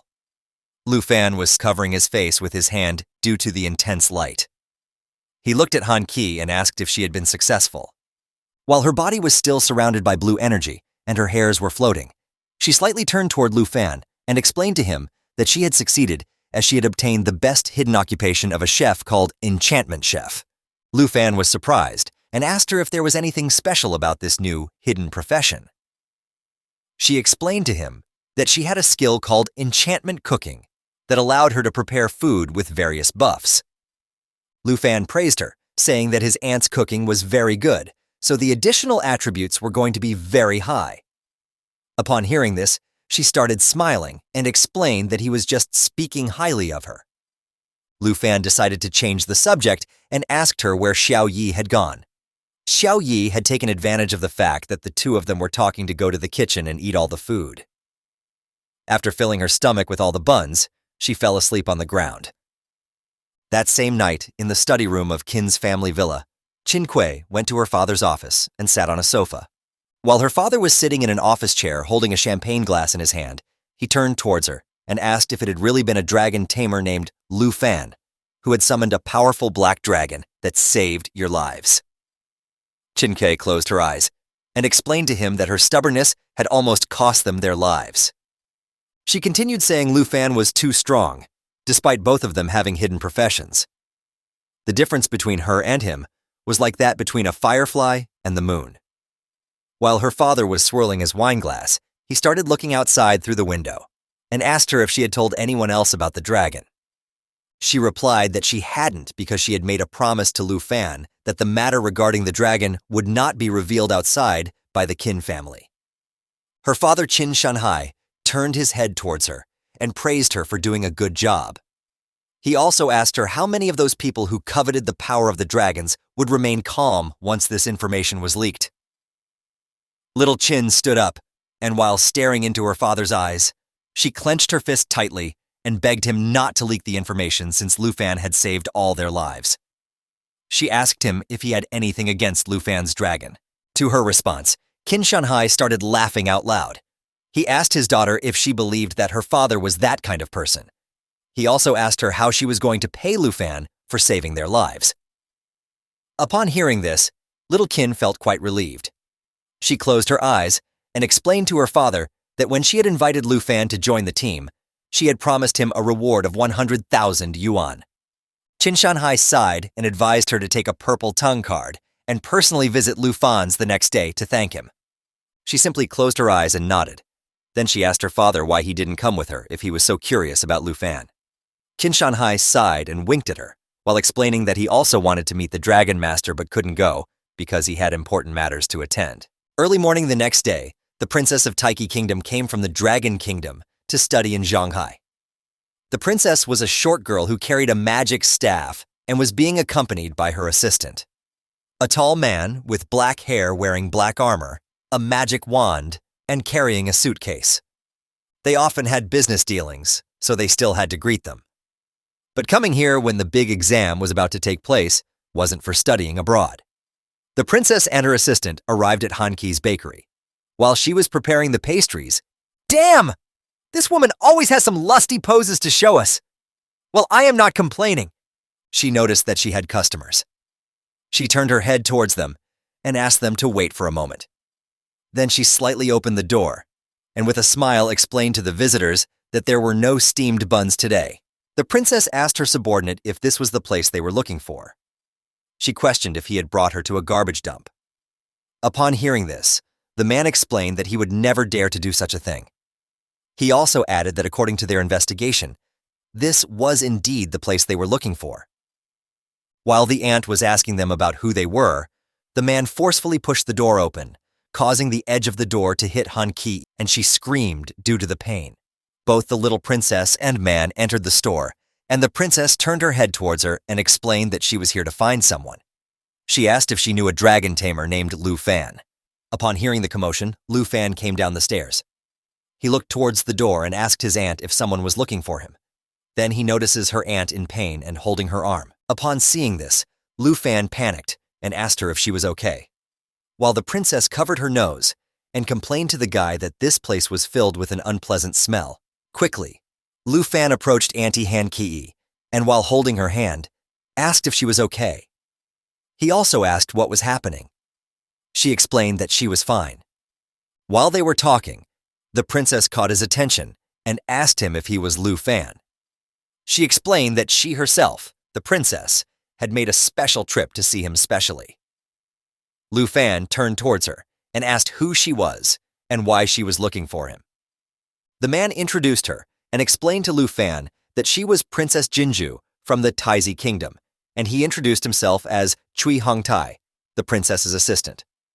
With a smile, the princess explained that she had come here to give him a breakthrough opportunity. Lu Fan was confused by this statement. She continued saying that being a dragon tamer must be a tough job. Then she reached out her hand towards Cui Hongtai. Upon seeing this, he nodded and opened the suitcase. Upon seeing what the suitcase contained, Lu Fan was surprised and started sweating. It didn't take long for him to realize that it was a dragon egg. Princess Jinju told him that as long as he accepted the request, the dragon egg would be all his. Upon seeing Lu Fan's expression, she pointed at him with her finger, and she explained to him that the conditions were very simple. She wanted him to be her slave and do everything she told him without disobeying.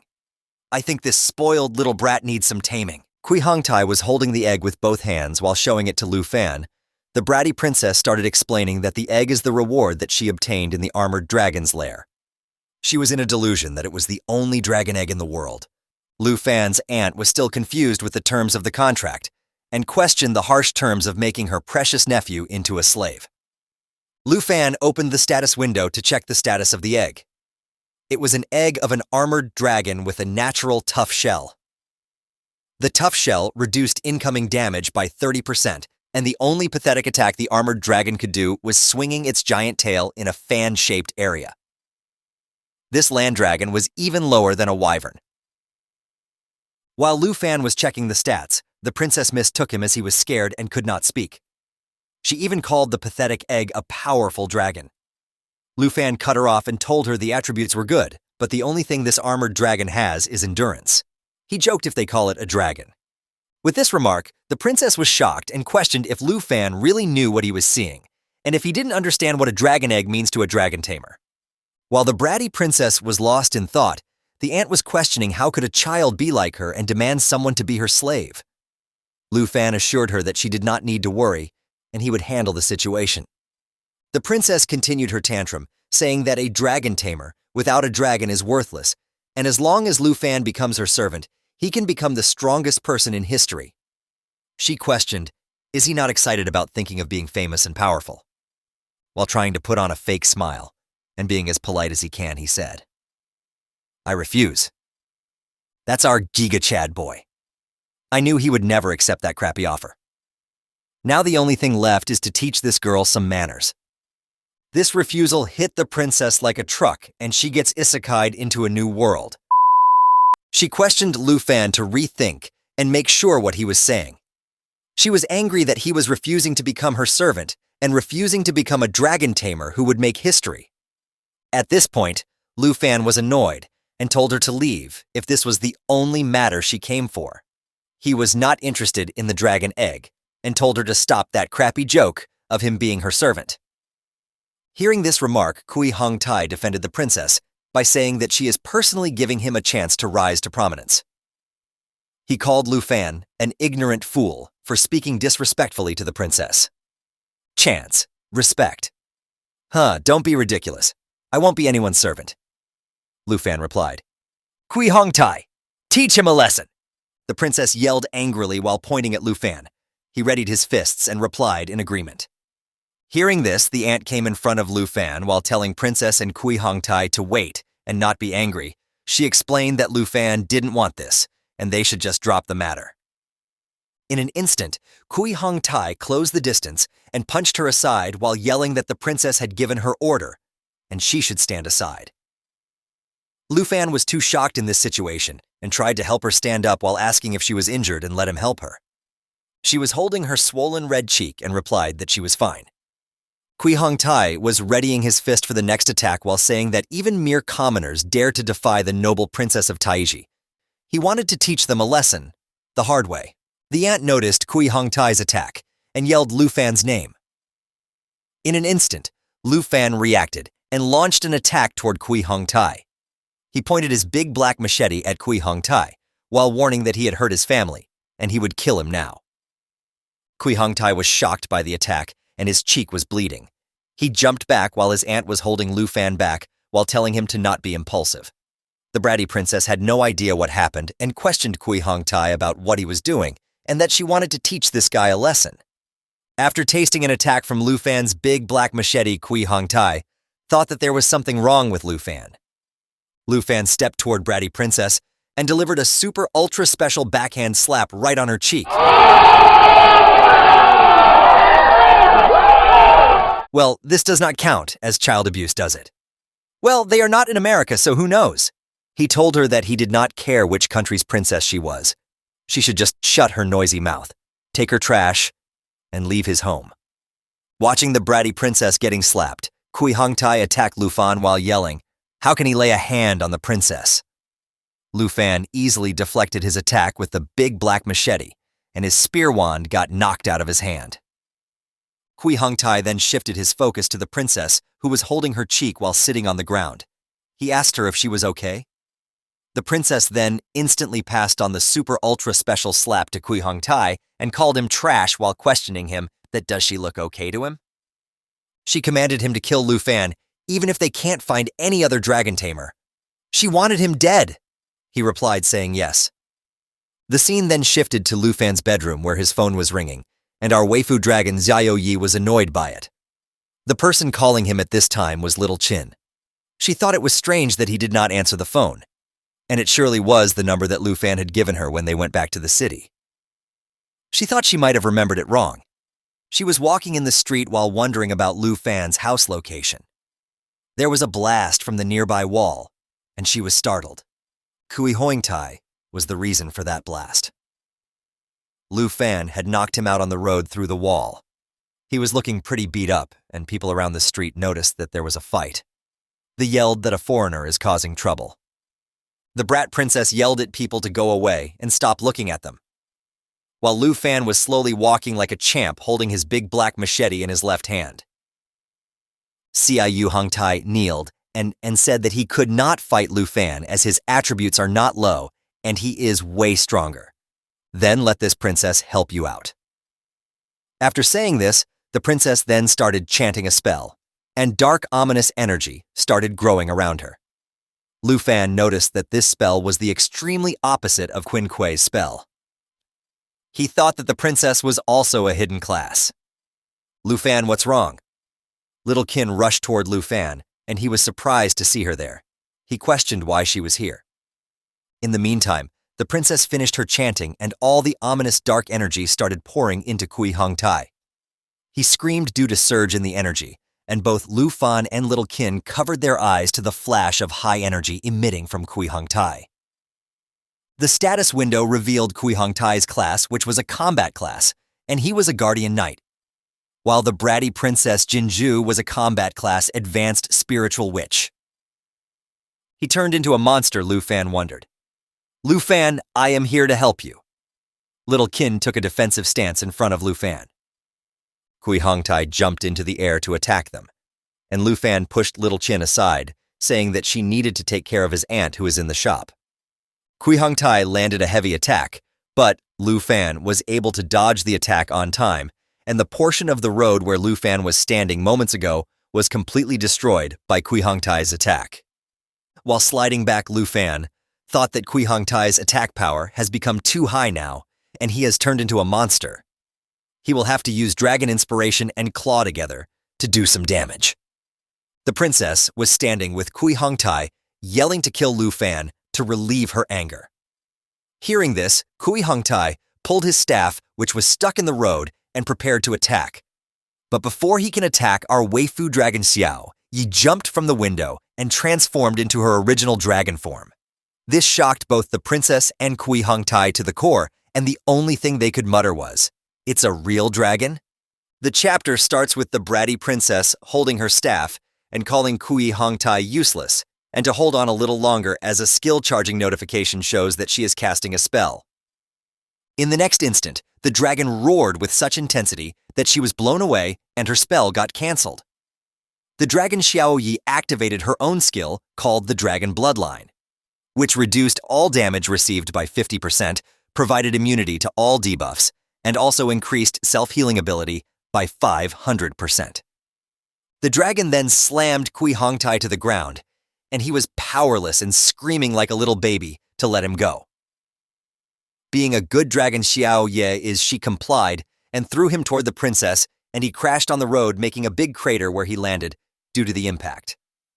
He apologized to the princess for his weakness. I think he should be apologizing to the aunt and Lu Fan. Seeing the pathetic state of Kui Hongtai, the princess wondered if this is the power of a real dragon. She came to the realization that there are other real dragons existing in the world, apart from the Jin family's pathetic defensive lizards.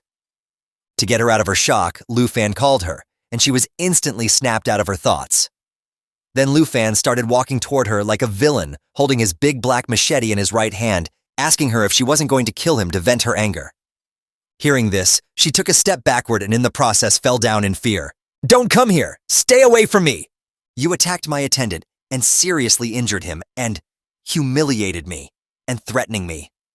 The bratty princess screamed in fear with teary eyes. She continued warning Lu Fan, saying that does he knew the consequences his action will bring, and now he has become the enemy of the Taiki kingdom. I think she is just blabbering at this point and trying to play the victim. Just like a typical Karen.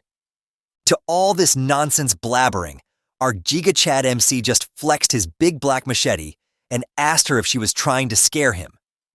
He reached the bratty princess and with rage-filled eyes told the princess that she sent his men to harm his family. Don't say you are some kind of princess from Taiki Kingdom, and even if she is a god, he will repay it with interest. The little bratty princess was shitting her diapers at this point, and what he is going to do with her. While the dragon was charging a big fireball attack, Lu Fan raised the machete to attack the princess, and the instant he was about to attack somebody from the distance called his name. It was Little Qin's father, Qin Shanhai, flying toward him on a griffin. "Dad, it's dangerous!" Little Qin screamed to warn him of the situation. Xiao Ye took notice of Qin Shanhai and aimed the fire attack in his direction. But before she could attack, Lu Fan stopped her from attacking while cutting the staff of little bratty princess with his big black machete. The dragon canceled the attack, and Qin Shanhai landed on the ground. He urged Lu Fan to call the dragon back as the air is filled with residents, and they can get injured, while he was wondering that true dragons are indeed different from subtypes. The dragon was emitting immense pressure, and it was hard to stand even near her. The poor griffin was also scared due to the overwhelming pressure of Xiao Yi. Little Qin also urged Lu Fan to listen to her and believe that they are on his side. Being a Chad who listens to his girls, Lu Fan called back Xiao Ye, and she instantly transforms into her waifu form. Little Qin then grabbed Lu Fan from the arm and asked him to follow her, while her fur kin Shanhai was asking the little brat if she was right, and he went to the airport to pick them up and didn't expect her to be there. He told her that the Kin family driver would be here soon to take them to the hospital. The scene then shifts to inside the bun shop, where the aunt is explaining that little Quin's father knows the bratty princess, and he might be able to resolve the conflict. And that is the reason little Kin made the call to her father and told him about the current situation. To this, Lu Fan responded that he has a feeling that she won't let this go. While they were conversing, Kin Shanhai walked in and explained that he understood the situation, but Lu Fan caused trouble as soon as he met him. He joked that Lu Fan had a knack for it. Lu Fan apologized for the trouble and explained that this time he couldn't be blamed for it as the bratty princess was at fault. The aunt asked Mr. Kin how will today's incident would be handled. He explained that they have sent both the princess and Kui Hong Tai to the hospital. They mentioned that they needed to give an explanation to the Jin family. He further explained that the Jin family not only engages in business bit, also has considerable influence in upper echelons of the kingdom. At this statement, Aunt was concerned that Lu Fan had hit them, and he might face the punishment. Even if she has immense power, so what? I won't compromise my dignity for a dragon Ed, our Giga Chad MC replied. At this statement, Kin Shanhai was super happy and praised Lu Fan for his integrity and told him that he admired him. He further explained that Lu Fan does not have to worry too much about it, and he will ensure his safety. While smoking in style, he told Lu Fan that he can't do it alone, and he has a condition. What condition? Lu Fan asked. Achieve the position of South Province champion in the grand exam, he said while pointing his cigarette at Lu Fan. He further explained that he would do his best to hold back the bratty princess until the exam was finished. Hearing this, little Kin explained that it would not be easy as there are countless top students in the entire South Province.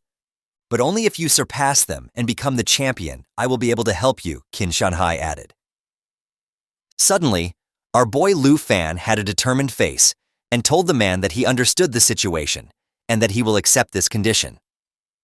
The scene changes to the hospital, where the bratty princess was running around in anger, talking on the phone while screaming at the person on the other side, saying that Kin Shanhai was obviously favoring Lu Fan because that guy had not been caught yet.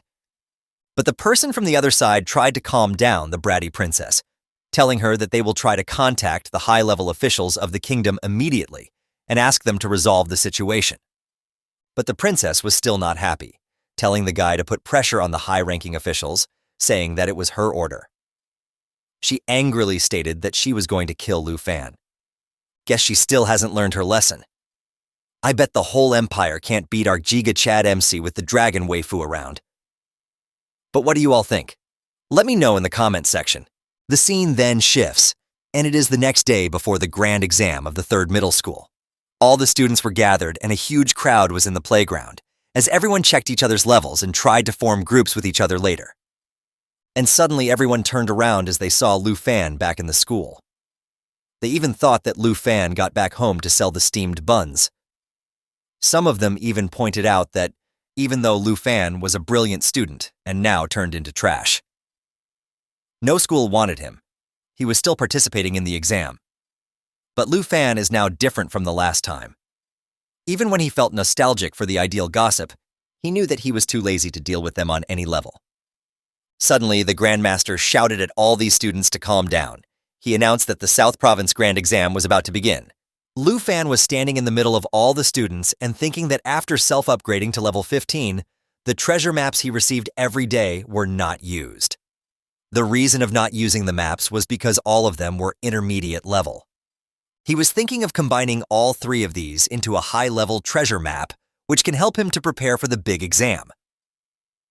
While he was in the middle of these thoughts, someone called him and asked if he is also participating in the big exam. When he turned around, it was his teacher, and he replied saying that he has to, and he has been working to increase his strength. The teacher then proceeded to hand him a teleportation stone while praising him for his good work. The teacher continued saying that he believes in his fighting spirit, which might not be worse than that of other professionals. Lu Fan just smiled and started checking the status window of the stone he had in his hand. The stone was of rare quality, and when used in the Trial Secret Realm, it teleports user to 1st floor of the Heavenly Tower. When used in the Heavenly Tower, it teleports user to the Trial Secret Realm platform. After he was done checking the stone, the teacher warned him that the importance of the profession in this world is too great. Although it was only an exam, but a mistake can lead to injury or a death. He advised Lu Fan to try and find a teammate for the trial. If things does not work out, he should use the teleportation stone to get out and not make things even more difficult for himself. Lu Fan smiled and said, "Okay, teacher." After the teacher left, some students started gossiping about Lu Fan. Why do all these background characters doubts our MC? I bet they haven't seen his big black machete just yet. Lu Fan ignored them and started thinking that in the team the scores are divided among the teammates.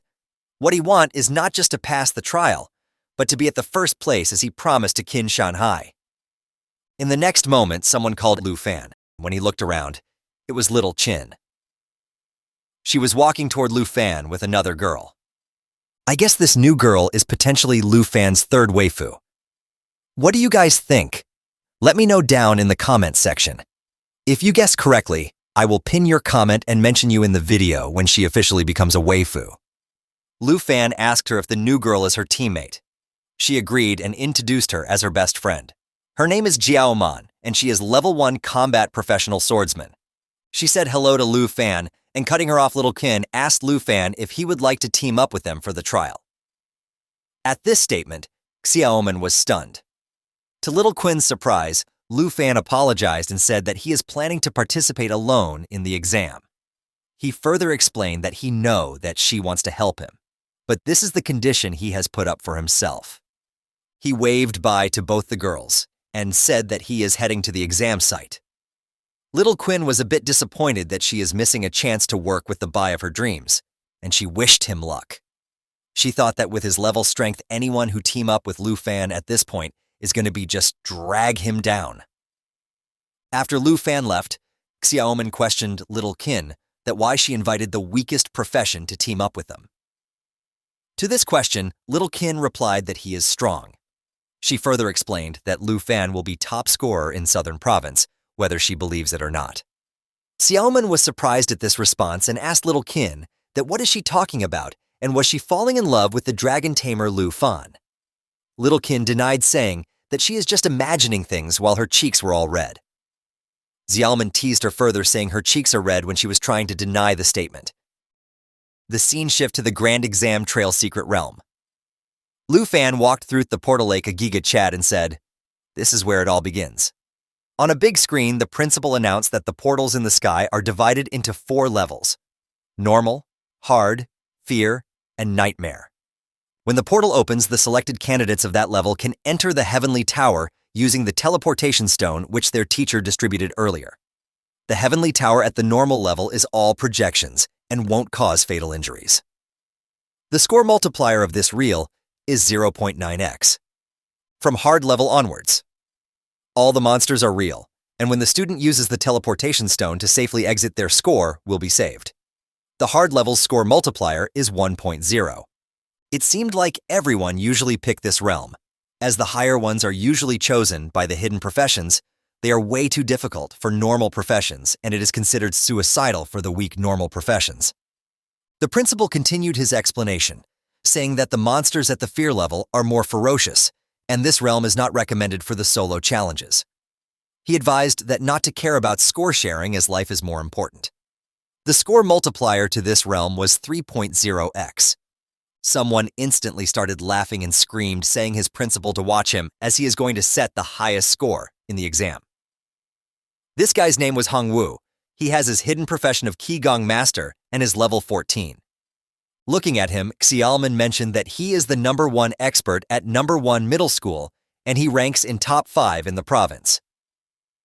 Little Qin explained that Qigong Master is a versatile profession, whether attacking or defending. She mentioned that he is going to challenge the hard realm solo. After hearing Hongwu's declaration, other students said that they were doomed and can only aim for low rankings. Other student added that they are definitely no match for him and should have chosen a lower difficulty. The scene changes to the principal's office where a bunch of screens were showing all the students.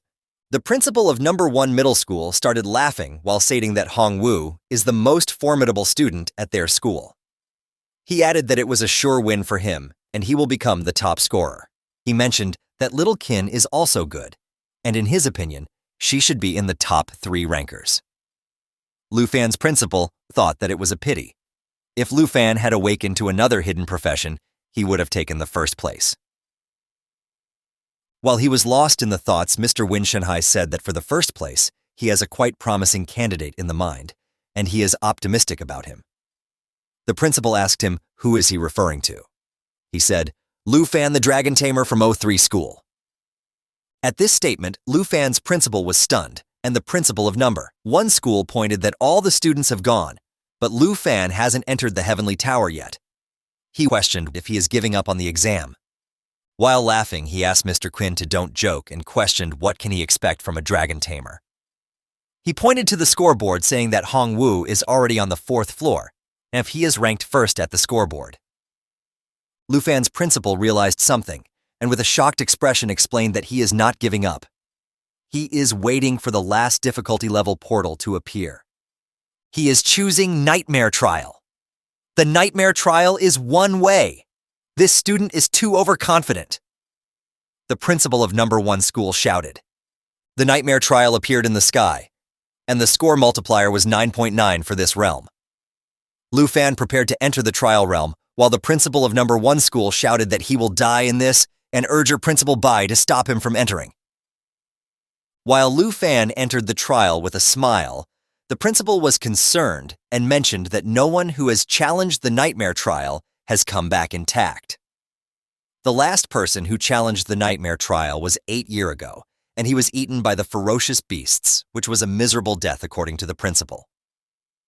The principal of number 1 school questioned that wasn't he educated properly about the rules of Grand Exam? He mentioned that this dragon tamer is doomed for sure. He continued saying that Mr. Quinn's judgment also needs improvement as Lu Fan can't be compared to Hong Wu at all. To this, Quinn Shanhai winked while saying that they should just focus on the performance of talented of Qigong Master. He mentioned further that it's still too early to draw conclusions, and why don't just observe for a little longer without making deductions. Principal Bai asked Quinn Shanhai why he trusts Lu Fan so much. While they were discussing, Lu Fan entered the 1st floor of Nightmare Trial. In the next moment, a paw stepped toward Lu Fan out of the dense fog. There were a couple more red eyes behind him, and he was surrounded by the monsters in an instant. Lu Fan quickly pulled out his big black machete and took a defensive stance. He thought that according to his knowledge, there should be at least 10 monsters around. From the fog, a couple of black-maned wolves stepped out.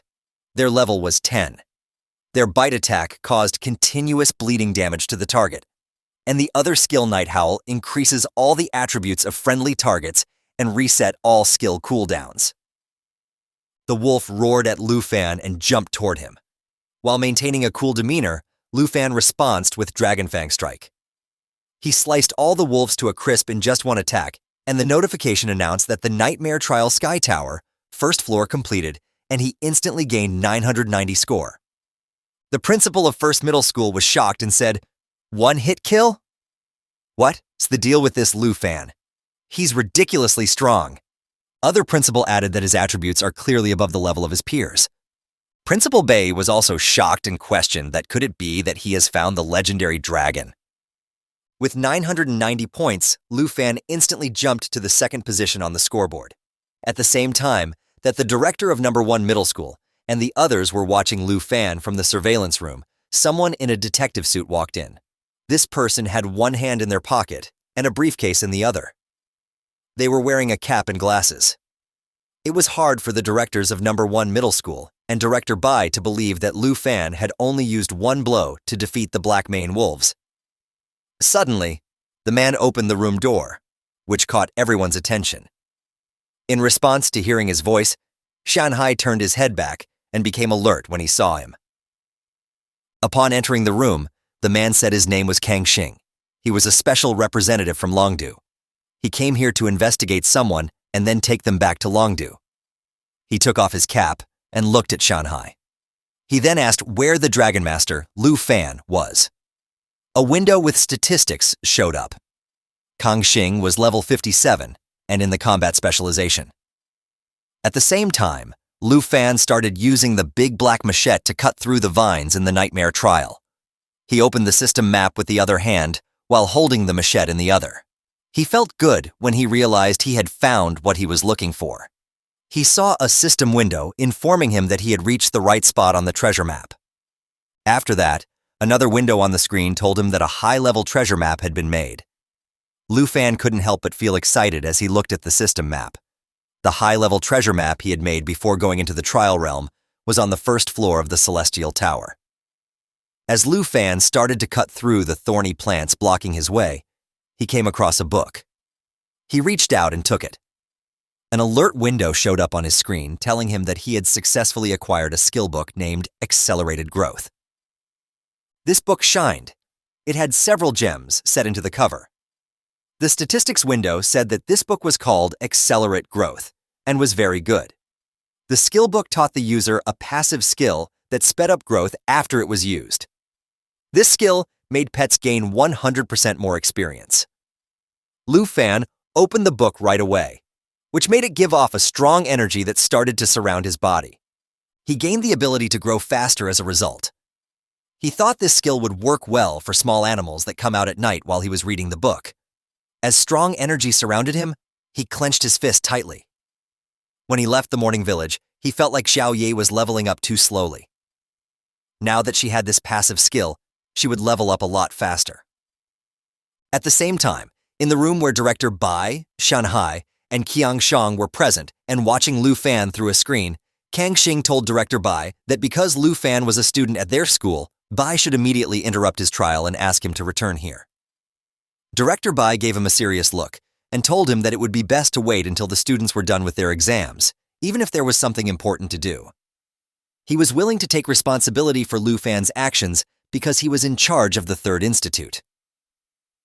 Kang Xing replied that Director Bai could take responsibility instead of Lu Fan, but he couldn't get punished for him. Because Director Bai didn't understand what he meant, he asked what punishment he was talking about. Shanhai then walked up to Qiang Shang, grabbed his arm, and asked him to step back a bit considering their old friendship. He asked him to pay attention. There was a man from No. 1 Middle School who reached out and asked what the Dragon Master had done. Kang Xing turned his body backwards and with a little force made Shanhai release his arm, leaving him somewhat confused. With an angry look, he asked Shanhai not to distract him while he was performing his task and also requested that he not try to approach him. After saying this, he gave Shanhai a mad look and told Shanhai that if he got involved in this, the Jin family and the top Dragon Clan members would not be happy, even though he didn't know why Shanhai was defending the dragon Tamer. Shanhai did nothing but look at Kang Xing with a serious face and keep quiet. After saying this, he turned around, pushed Shanhai with his hand, and asked him if he got it. After that, he told Director Bai to bring Lu Fan. He was busy when Shanhai called him an old friend. He turned his head back when he heard that. Shanhai took out a cigarette, lit it, and put it in his mouth.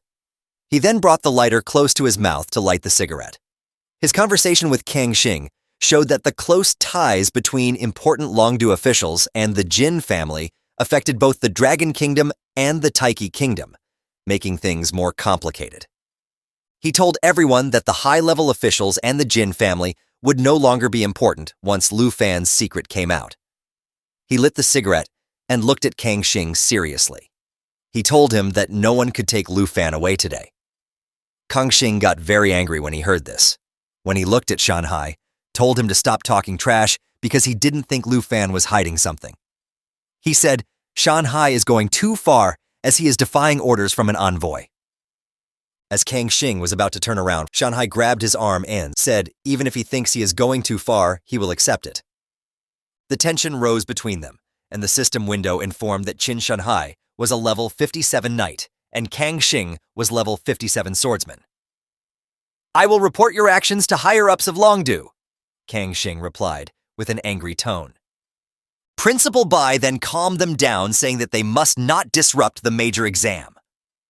Qin Shanhai then asked Kang Xing that isn't he curious about the secret of Lu Fan, which can make the higher-ups of Longdu and Jin family shocked. Kang Xing then realized that Lu Fan was currently in the nightmare level. This revelation shocked him. The scene changes to Lu Fan, who is standing in front of a gate while thinking that he wanted to see how far he can go by just relying on himself. And now that he has this passive skill, it's better to summon Xiao Yi early to gain more experience. The status window then showed all his stats, which included the new growth acceleration skill. This skill increased the experience gained by the pet 100%. Kang Xing then questioned that how Lu Fan dared to challenge the nightmare difficulty, and what is special about him. The principal of first school then replied saying, "Didn't you see him taking out multiple opponents in a single move earlier?" In the next instant, Lu Fan shouted, "Come out Xiao Yi," and summoned the dragon. And it appeared with the loud roar. Both the principal and Kang Xing were surprised at this sudden appearance of the dragon. Kang Xing was out of the words. The only thing he muttered was, This is a dragon." The dragon then raised its claw and attacked the door. Watching the dragon's attack, Qin Shanhai was sweating. He thought that although he has seen it once, seeing it again is still shocking. In the next instant, the dragon destroyed the door completely, and the entire area was filled with rubble. Qin Shanhai turned around and asked everyone that they have now seen Lu Fan's secret, and all the people in the room were sweating with appearance of the dragon. Qin Shanhai then pointed toward the screen and announced that Lu Fan is the only dragon tamer in the history who has a real dragon. Principal Jin was also sweating. The only word he could speak was Lufin. Really came the giant dragon? They continued watching the screen where it was showing the nightmare trial second floor, and the dragon was using its flame breath to burn everything in the sight. There were huge flames everywhere, and Lu Fan was also cutting the giant plant monsters without any effort. In an instant, the notification announced that the second floor is now cleared. Looking at the massacre Lu Fan did at the second floor, the principal of the first middle school thought that this is the power of the real dragon race. A class, without the third transformation, will not be able to compete with him. The other guy behind him agreed with him, saying it's too terrifying. After leveling up, it will be enough to destroy the entire country on its own. They were both in the shock, witnessing the dragon's tremendous power. With the completion of second floor, Lu Fan took the first place on the leaderboard with 50,000 points. The second place was Hong Wu with 27,550, and the third place were Little Qin and Tao Xiaoman with 12,570 points each. Lu Fan kept climbing the tower and conquering all the floor easily with the help of Dragon. Now the scene showed him at the 13th floor of the Nightmare Trial, where Dragon was relentlessly killing all the monsters, and Lu Fan was also launching big slashing attacks with his big black machete. He was killing all the beasts without mercy, and the notification informed that the 13th floor was now cleared, witnessing the situation. The principal Jin then wondered not only the dragon, but Lu Fan has also gained strength miraculously. He guessed what that his various attributes must all exceed 100 at this point, and even without summoning the giant dragon, he can still easily rank first in the Zhenghai city. Qin Shanhai asked Kang Xing that after witnessing how powerful a real dragon is, does he still really wants to bring Lu Fan in front of the higher-ups? Kang Xing replied saying that today he really witnessed the power of a dragon, and he understood now that why can Shanghai dare to offend the Jin family. After hearing this, King Shanghai said that he will send a video of a segment of Lufin's major exam to the teacher, and from now on, there is no need for a special envoy to bother Lu Fan and the Jin family. He recommended Kang Xing to go back. Kang Xing asked, by teacher you mean? Town North Marquis Tujing, Qin Shanhai replied. By this time, Lu Fan has already reached the 20th floor of Nightmare Trial. He was standing in the dark corridor, and there was a purple light at the end of the corridor.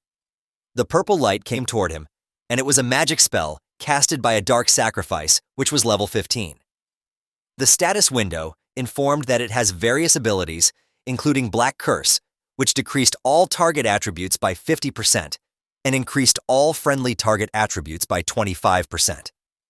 The other ability it had was Merge into Darkness, which pulls it and all the allies into the shadows and became immune to all the attacks for 15 seconds. The last ability it had was Dark Control, which helped it to command the Dark Knights behind it. This ability gave full control of Dark Knights to Dark Sacrifice. Looking at all the enemies, Lu Fan thought that with all the accelerated growth effect, Xiao Yi should be close to leveling up. He ordered Xiao Ye to use Lava Blaze and our Waifu dragon. Xiao Ye started charging the Lava Blaze attack in the next moment. The dragon released a massive fire burst, and the status window informed that the attack continuously spew flames forward, dealing damage while healing the dragon. The entire floor then got covered with the flames, and all the knights and menacing enemies were burned to crisp. The notification then informed that the 20th floor was now cleared.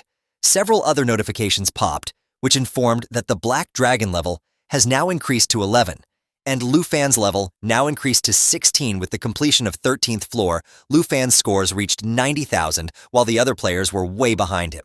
Lu Fan then smiled and told Waifu Xiao Yi to let together conquer the Heavenly Tower.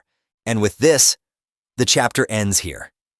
Stay tuned to know how our Giga Chad MC wins the champion position or get new waifus for himself. Hit the like button as today's like goal is 1,000 likes. Comment part 8 below for the next part and subscribe with bell notification on to get notified on the latest videos. You can also join the channel to watch videos before the public release. I will see you guys in the next video. The scene changes to a loud explosion on the 50th floor of the Fear Trial. It was Hong Wu's doing. A new notification appears, announcing that the 50th floor has been cleared. He thought that it was a misfortune that this year's grand examination was truly perverse. He wondered that these monsters should be at least on the 70th floor of the trial. He believed that regardless of the toughness of the challenge, he will be the first place and Qin Kuei will be her only close competition, but she is in a team and her points will be halved. He affirmed that the title of the top scholar in the Southern Province examination is destined to be him. He started laughing while asking his principal to keep watching his performance. He continued saying that the principal should now contact the heads of top 10 academies to prepare for his admission. Wow. This guy is truly delusional and self-centered. The principals in the room were not even looking at him and continued watching Lu Fan. The principal Jin said that the Tower of Letters 50th floor is a considerable hurdle. In the past, all the Southern Province scholars stumbled at this hurdle. The principal of the first middle school adds in saying that this level is watershed even if Lu Fan passes this level. His pace will be much slower for the next levels as the difficulty will rise from this level. The scene changes to Lu Fan standing at the 50th level of the Nightmare Trial. The area is filled with heavy snow. Lu Fan is checking the status window of Xiao Yi. The status window shows that she has learned a new skill. This new skill is called Shape Transformation. It will allow her to change into 4 different forms. The forms she can change are Young Dragon form. This form increases all the attributes and the consumption is reduced by 50%. The second form is called Dragon Maiden form. This form is changed due to the blood pact with Lu Fan. Damn. I like this phone, she should always stay in this one. I think this is the main waifu form she always takes. The third one is Destruction Dragon Open form. This phone decreases this strength by 50%, but increases the spirit by 100%. In this form, she will also acquire new skills named Daylight Incineration and Lava Eruption. The last available form is World-Ending Water form. In this form, the spirit is reduced by 50%, but the strength is increased by 100%. The skills acquired in this form are Earthbend and Fearful Roar.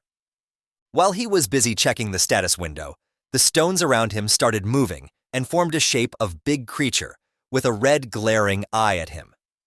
There were total of 3 monsters. The status window informs that this entity is Amethyst Mountain Giant.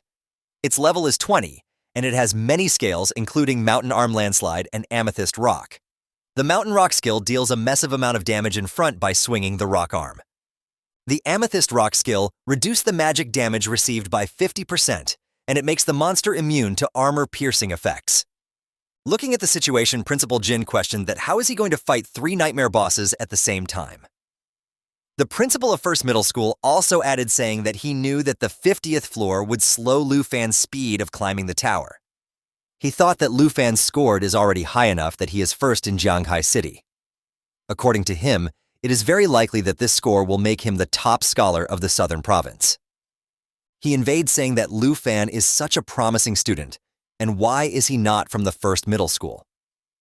The scene changes to the 50th floor, where the monsters were about to attack our boy, Lu Fan. The status window showed that the monsters are using Mountain's arm attack. The attack was about to reach Lu Fan, while he was thinking that reaching halfway up the Tower of Ladder, the difficulty has increased from previous floors. Since the difficulty is increased, he should also raise his power. In the meantime, Xiao Ye blocked the incoming attack with her left hand, and Lu Fan was standing in the middle of the attack without even breaking a sweat. He ordered Xiao Ye to try the World Ender form. She instantly roared in agreement, and in the next moment, the dragon's body was surrounded by the red flames. Looking at the transformation principal, Jin said that Lu Fan is preparing for something, while the dragon was starting to emerge in her new form. Xiao Ye's new form was indeed a cool one. Her entire body was off-pitch black color with menacing red eyes. The system then informed about the successful transformation. The dragon's strength was increased from 456 to 2912, and her spirit decreased from 1424 to 712. She also gained 2 new scales, Earth Shatterer and World Ending. All the people in the monitoring room were amazed by the dragon's transformation. Principal Jin questioned what? This dragon can also switch combat forms? Qin Shanhai was also surprised with this new development and said that such a transformation sends shiver down his spine. The scene changes to our boy Lu Fan. The monster was about to attack from behind, but he instantly saw the attack coming and dodged it without any effort. By jumping into air, he used Dragon Inspiration skill, which inspired him and the dragon, resulting in increasing all attributes and attack power by 10%. He ordered Xiao Ye to launch Mighty Jaw Assault on one of the monsters. With this attack, the dragon instantly shattered one of the monster's head. Watching this scene, the principal of First Middle School was shocked and said that a level 20 boss was shattered just like that. Looking at the situation, Principal Jin assumed that to shatter the defense of the Amethyst Mountain Giant, the POW that attack launched by the dragon must have to exceed 2,000 points. While the first monster was getting shattered, the second monster tried to grab Lu Fan, but he easily maneuvered his body to avoid the grasp of the monster. Then, he used Dragon Claw to launch an attack on the monster, which resulted in a big explosion. Qin Shanhai then questioned old Qian that now looking at Lu Fan's strength, don't he feel fortunate that he stopped him from taking Lu Fan away? Old Qian was out of words and couldn't say anything in response to this question. He was focusing on the ongoing battle. Lu Fan was effortlessly dodging all the attacks of the monster, and then the dragon launched World-Ending Roar, which added vulnerability effect to the monster. Lu Fan then announced that he will deliver the final blow, but to his surprise, the dragon had already launched Earth Shatter skill, which caused a message damage to the entire area and opened a large black pit, and the monster fell into it. The system then announced that the black dragon leveled up to level 12 and Lu Fan leveled up to level 6. Lu Fan was extremely happy with this outcome and thought that choosing the Nightmare level was indeed the correct choice. He continued thinking that the difficulty is easy for him as long as it rises with each level, because he will also grow stronger after clearing every level. Then the notification announced that the 50th floor was conquered successfully, and he started walking toward the portal to go to next floor, and the dragon was following right behind him. After witnessing the battle, Qin Shanhai said that it seems that so-called 50th floor watershed poses no difficulty for Lu Fan. The principal of First Middle School added saying the dragon's strength exceeded his understanding. Principal Jin then questioned Special Envoy Qian about his extensive experience in the Dragon City to discern the terrifying numerical value of the dragon's strength attribute after changing the form.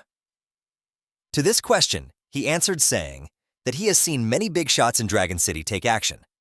And if he compared the power to those guys, the strength attribute of this dragon after changing form must be at least 2,500 points. At this statement, the principal of First Middle School was surprised and shouted 2,500 points. Aren't our levels and attributes not worth mentioning? Principal Jin then thought that as he previously anticipated, the attributes of the dragon will only be more, not less. The principal of First Middle School then said that since they have passed the 50th floor, the X+1 mode will gradually become apparent. X+1 Qin Shanhai questioned. Yes, the X+1 mode was established by the scholar who first designed the trial tower. Principal Jin started explaining. He continued saying that, After the examinees boss the 50th floor, every floor with a large number of ordinary monsters will encounter one boss floor. This makes the trial more like a real secret realm. The examines will constantly be in mortal danger. However, in the nightmare-level tower of the ladder, whether it's X or 1, all have been replaced with the nightmare-level bosses. He continued his explanation saying in the nightmare mode X+1, where the boss is not singular but multiple at a time. The attributes of each boss will also increase exponentially. At this explanation, Qin Shanhai replied, saying that indeed it sounded formidable, but they should keep paying attention to Lu Fan. He said that for Lu Fan, there is no need to pounder over the intricacies of X+1 while the scene showed Lu Fan fighting fiercely and defeating another boss with his big black machete. The dragon was chewing another boss's head, and the notification window informed that the level 70 has been cleared. With this, the dragon leveled up to 13th, and Lu Fan's level rises to 18th. Qin Shanhai continued saying that it was evident that the ladder tower from the 50th floor onward has been designed with increasing difficulty. However, with the World Ender Dragon Xiao Yi by his side, there was no need for strategies to pass this grand test. Lu Fan started walking while wiping his mouth and asked Xiao Yi to follow his lead, and she agreed with the role while splitting the dead monster's head in half. Witnessing this spectacle principle, Jin said that in just a matter of minutes, Lu Fan has already reached the 78th floor. The principal of the first middle school agreed, saying that, to be honest, this year's letter tower was the most challenging it has ever been. He said he had his doubts about whether anyone could break through the 80s with such a design, but now it seems he was thinking too simply, and the scene showed the rampage of world-ending dragon, which was spitting fire from its mouth, and the monster bosses were running for their life. Then the notification announced that the 76th floor was cleared. The next floor's boss was a giant worm, which was about to attack Lu Fan. He used dragon blood armor transformation and killed the boss instantly with the single attack while the dragon was holding its head with her right hand. After killing this boss monster, the dragon rises to level 14, and Lu Fan's level raised to 19. The system notification informed that 83 Tha floor was cleared successfully. Principal Jin then said that in the past, many geniuses pushed themselves to their limit for the reward of clearing the tower, but in the end, they only get exhausted and perished in the grand trial. In response to Principal Jin's statement, Qin Shanhai said that when the candidates reaches the 70s on 80's floor, just steps away from the ultimate reward of the grand test, they would obviously will not be willing to exit. Principal Jin then pointed toward the scoreboard and declared that Lu Fan is different. He might be the only candidate in the last decade or so capable of clearing all 100 floors. The principal of First Middle School cut off Principal Jin, saying that although the bosses of each level are not as powerful as in the original secret rooms, they should not forget the difficulty of the 99th floor is high. Then the other principal in the room pointed at the screens and announced that Lu Fan has reached the 99th floor. The scene that changes to the 99th floor of the Nightmare Trial. Lu Fan was walking in a broken building. He reached a point where the stairs were leading to a big throne, and it was surrounded by shadows holding weapons. A closer look revealed that there were 4 knights standing beside a broken throne. All of these knights were headless and were ready to attack anyone coming their way. When Lu Fan got a little closer, the candles in the room were lit all at once. There were also blue flames on the heads of all the knights, which indicated that they are aware of his presence and were ready to deal with him. The notification window then informed that the soldiers were called World Enders. The headless knight, they were all level 55. They had multiple scales including World Ender Penetration, in which the knight hit the target with a penetration effect and deals an additional 400% damage. The second skill was World Ender Counterattack. This killed was triggered when any knight takes any damage and the long sword knight counterattack is triggered automatically. The third skill they had were World Ender Thunder. The twin sword knight was imbued with lightning, which increased attack speed and added extra lightning damage to the attack. The fourth skill World Ender Beheading, in which the Great Axe Knight locks onto a target and instantly kills it when the target's health drops below 57%. The last skill they had was Night Oath. With the scale, all 4 knights shared their health and defense, which also resulted in boosted health and defense by 400%. Looking at the knights, Lu Fan thought that from the Shattered Kingdom, the Headless Knights, the secret room is quite famous. All the secret rooms were designed from real history, like the formation of the Morning Village. The Shattered Kingdom came to be hundreds of years ago when the Undead Legion invaded and the king was slain by them. While Lu Fan was thinking this, the knight with the axe already charged at him with World Ender beheading attack. To counter all these attacks, Lu Fan thought that the most reliable method to clear this trial is to focus fire on one knight and control all the others. Without control skills at his disposal, he can only attack all 4 of them at once to clear the trial. He instantly jumped high in the air above all the knights and prepared to attack. The knights instantly launched a counterattack with the World and Penetration, but Lu Fan deflected all the penetration attacks with his big black machete. Then, getting an opportunity, he attacked one of the knight with the slash, but to his surprise, a blue flame healed the knight. This attack triggered the World and the counterattack condition, and the knight with this word launched a heavy attack toward Lu Fan. But he successfully blocked the attack with his big black machete and yelled, "Now is the time."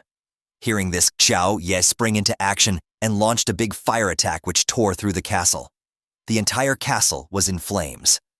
Lu Fan and Xiao Ye was standing at the edge of the broken floor, which broke due to the attack of the dragon.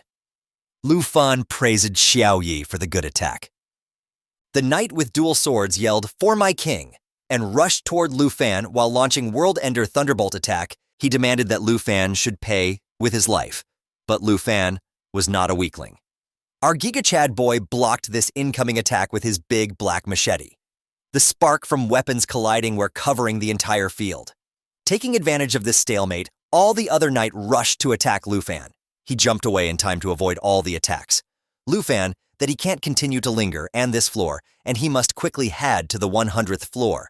He commanded Xiao Ye to get ready for the big attack, and the dragon started charging the skill. At Lu Fan's command, she launched lava blaze toward all the knights. The tale continues as Xiao Yi continuously showers the enemies with lava flames. The dragon continuously flew flames forward, dealing damage and healing itself. Soon, they incinerate all the demon soldiers to ashes. With their short time, all the demons and bosses of level 99 are defeated. The system then informs that level 99 has been completely cleared and Black Dragon has been updated to level 15. The system reveals that the Black Dragon has acquired a new skill. Lu Fan looks at the system and finds it impressive that Xiao Yi has gained a new skill once again, and he himself has been upgraded to level 20. Excited, he reflects that now only the final level trial remains. Meanwhile, everyone in the surveillance room gazes at the screen in stunned silence. The half-bald middle school principal is taken aback to see that the door to the final level of the nightmare-level Great Trial has been unlocked. Mr. Qin remarks that it seems they are about to witness history in the making. Even the principal Bai, who looks like cheap copy of Dumbledore, is surprised, noting that the trial has reached the 100th level. He questions how this could have happened so effortlessly and expresses concern, stating that he's afraid as they never intended candidates to pass this level. Lu Fan holds his sword in each hand and at this moment thrusts one into the wall before pulling it out. His dragon, Xiao Yi, stands behind him. A strong aura swirls around him, and as Lu Fan moves his sword forward again, it begins to melt in the air. He surveys the scene and realizes that he has reached the 100th floor of the Nightmare Trial, the complete Broken Kingdom's secret realm.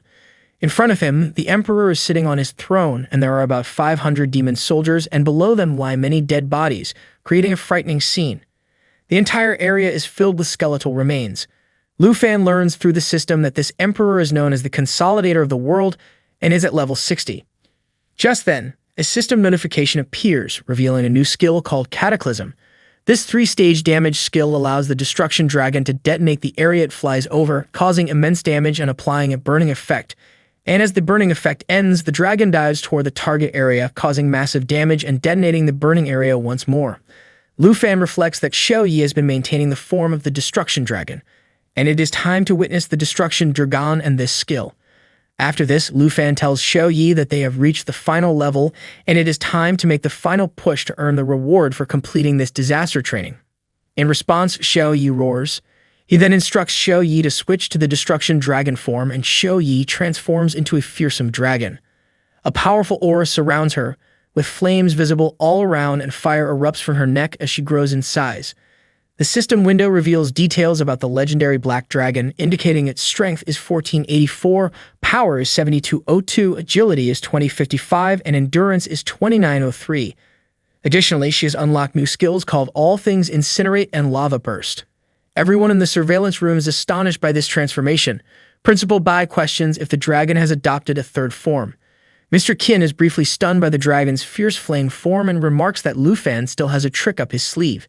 Simultaneously, a demon commander approaches and orders the skeleton forces to protect the king and launch an all-out attack.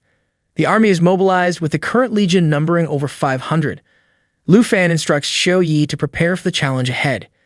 He then charges forward, declaring that it's the entire undead legion from the Shattered Kingdom. Approaching the skeletons, Lu Fan seizes one by the neck. He then commands the dragon that the time has come, urging it to swiftly unleash the cataclysm to eliminate them all. Simultaneously, the destruction dragon roars loudly and takes flight. While airborne, it engulfs the dead soldiers in flames. The system reports that the number of casualties has reached 558. After burning the soldiers for a while, the count is updated to 381. Moments later, the system reports the number of dead soldiers has decreased to 267, then to 173. The dragon's relentless flames rapidly reduce the size of the dead army. Finally, the destruction dragon detonates in an unblasted area, causing a large number of enemies to be burned. Flames rise high as the dragon's fiery wrath spreads. Everyone in the surveillance room stands in awe. The Baldi principal marvels at how a student could possess such formidable skills, recognizing the immense danger and power of this terrifying ability. Mr. Qin remarks that the dead army has been almost completely wiped out. Just then, the system reports that the number of undead troops has dropped to 98. Seconds later, the system revises the count to 42. Meanwhile, the demon commander strides ahead, commanding Lu Fan to kneel before their king. Gripping his dragon sword, Lu Fan calls out the dragon Xiao Yi. Lu Fan's onslaught persists, his strikes finding their mark and dealing significant damage. The number of dead soldiers dwindles to 37, and the dragon returns once more, engulfing the entire area in flames and leaving behind widespread destruction. Observing this spectacle in the surveillance room, Principal Bai ponders if the four horsemen have already been vanquished. He contemplates that the toughest test level so far pales in comparison to Lu Fan's strength. Staring at the point screen above them in astonishment, the other Baldi principal notes that Lu Fan has amassed a staggering 989,120 points, edging closer to 1,000,000 points, a feat that no one has achieved in 30 years. He questions if Lu Fan is just one step away, and if he could truly attain the exam award. Glancing at the system screen, the Dumbledore's dummy remarks that this year's exam is the most challenging yet, suggesting that the reward should be substantial, proposing at least 3 rare pieces of equipment. Meanwhile, Lu Fan strides forward, declaring that all the trash has been cleared up and taunts that they should just now reveal the final boss. The only one remaining is the final boss known as the Emperor of Destruction. Moments later, once the smoke curtain clears, it emerges surrounded by suffocating and malevolent energy. Paying no heed, it stomps on the ground, unsheathes its sword, and fixes Lu Fan with a piercing gaze, accusing him of ignorance. Just then, a system window appears to inform Lu Fan that there is only one undead soldier remaining. The boss gains momentum, leaping forward to attack. In response, Lu Fan activates the ability called Dragon Armor. This allows him to transform his arm into a dragon claw, its power dependent on the black dragon. As the ability activates, his hands morph into dragon claws, and his body is surrounded by an intense aura. Extending his hands for the boss with a smile, he orders Xiao Yi to prepare for the attack. In response, Xiao Yi extends her claws to the sides, fixing the boss with an aggressive gaze. The boss attacks Lu Fan with all its strength, intending to end his life, but with little effort, he blocks the attack using the dragon claws. While the boss is distracted attacking, Lu Fan commands Xiao Yi to attack. Upon hearing the command, Xiao Yi utilizes the ability called All Things Incinerate.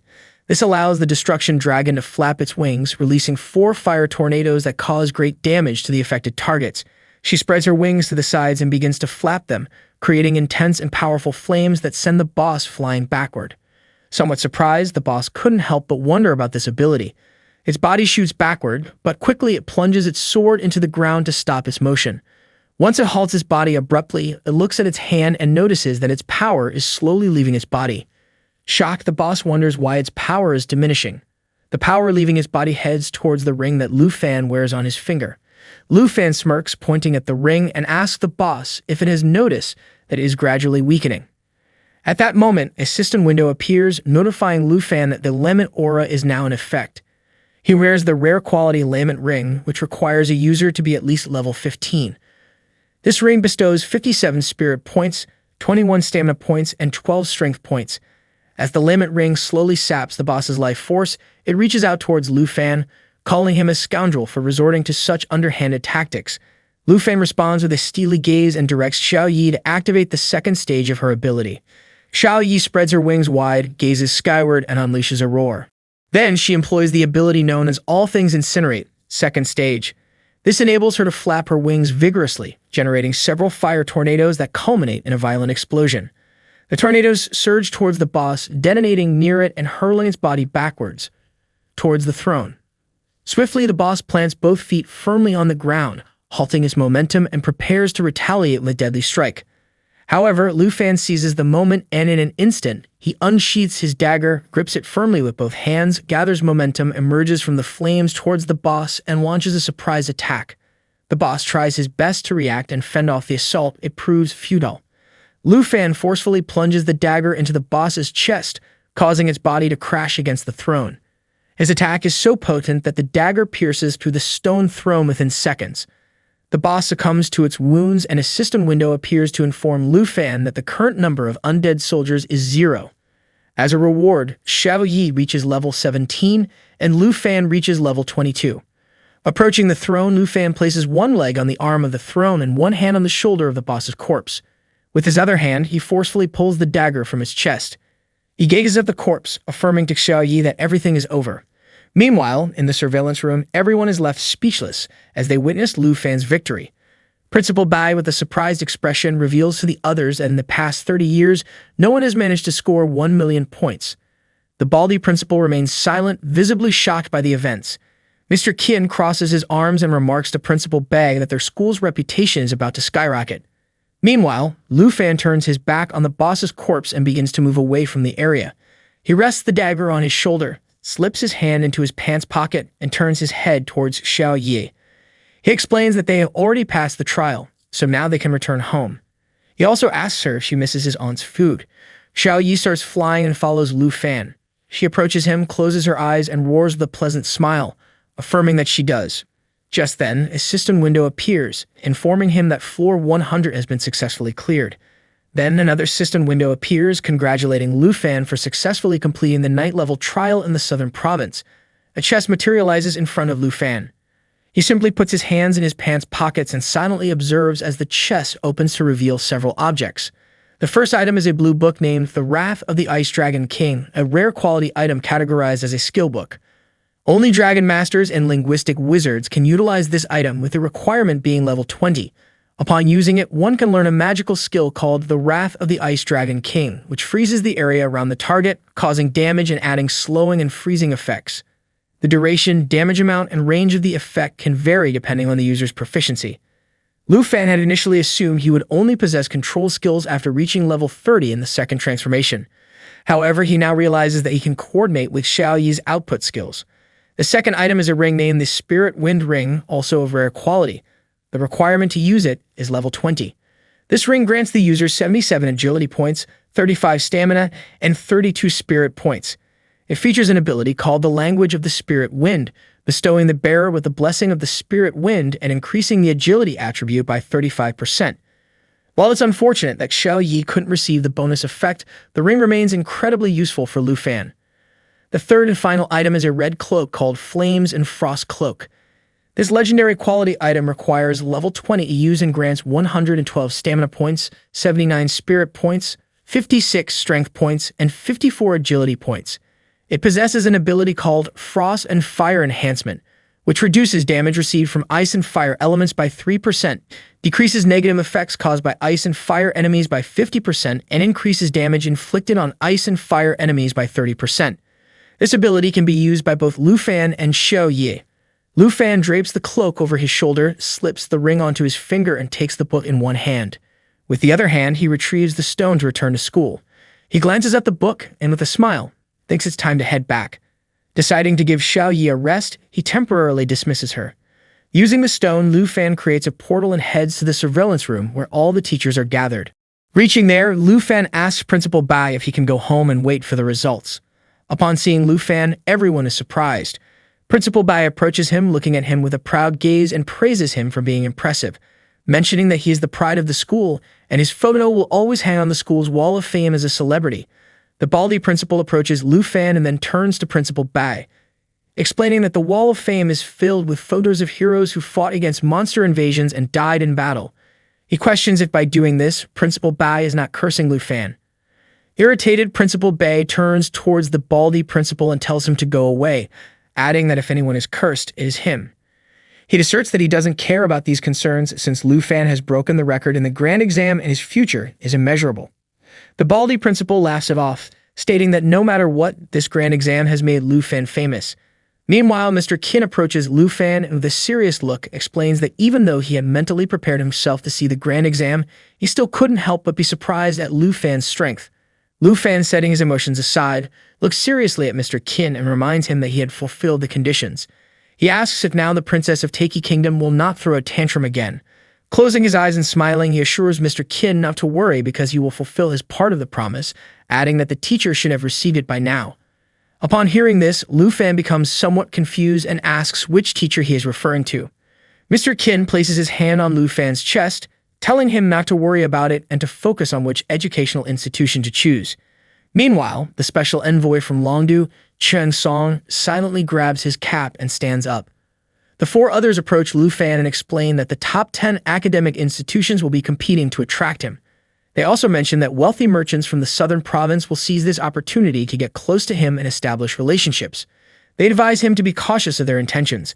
While they are busy talking, Zong puts on his cap, turns his back to them, and starts walking away. The baldy principal, eager to see the dragon, asks Lu Fan to call her immediately so they can all see her with their own eyes. Principal Bai interjects, warning him not to do it because if Shou-Yi appears, she might destroy the school. According to the ranking table, Lu Fan is in first place with an astonishing 1,200,199 points. Principal Bai can't help but praise Lu Fan, acknowledging the incredible nature of this score. He adds that no one has been able to break this record in the last 50 years. At the same time, in the Dragon Realm of the far north, within an unexplored level 60 territory, there is a base amidst the snow. Inside the base, a man with gray hair watches recordings of Lu Fan and Shou-Yi fighting in the trial. After viewing all the recordings, the man grabs a bottle of wine, drinks from it, and then tightly holds the bottle before placing it on the table. He closes his eyes, sighs, and smiles, finding the experience very refreshing. This man is the Northern Frontier Marcus Tujing. Tujing sits in his office, a laptop beside him displaying the recordings of Shou-Yi. While he is distracted, someone knocks on the door.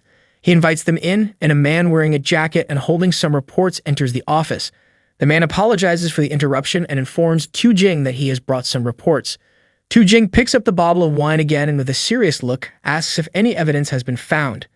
The man places the files on the table, explaining that everything is in the files and confirming that Tujing's student Qin Shanhei's deductions were correct. Tujing pulls his chair closer to the table and silently examines the files.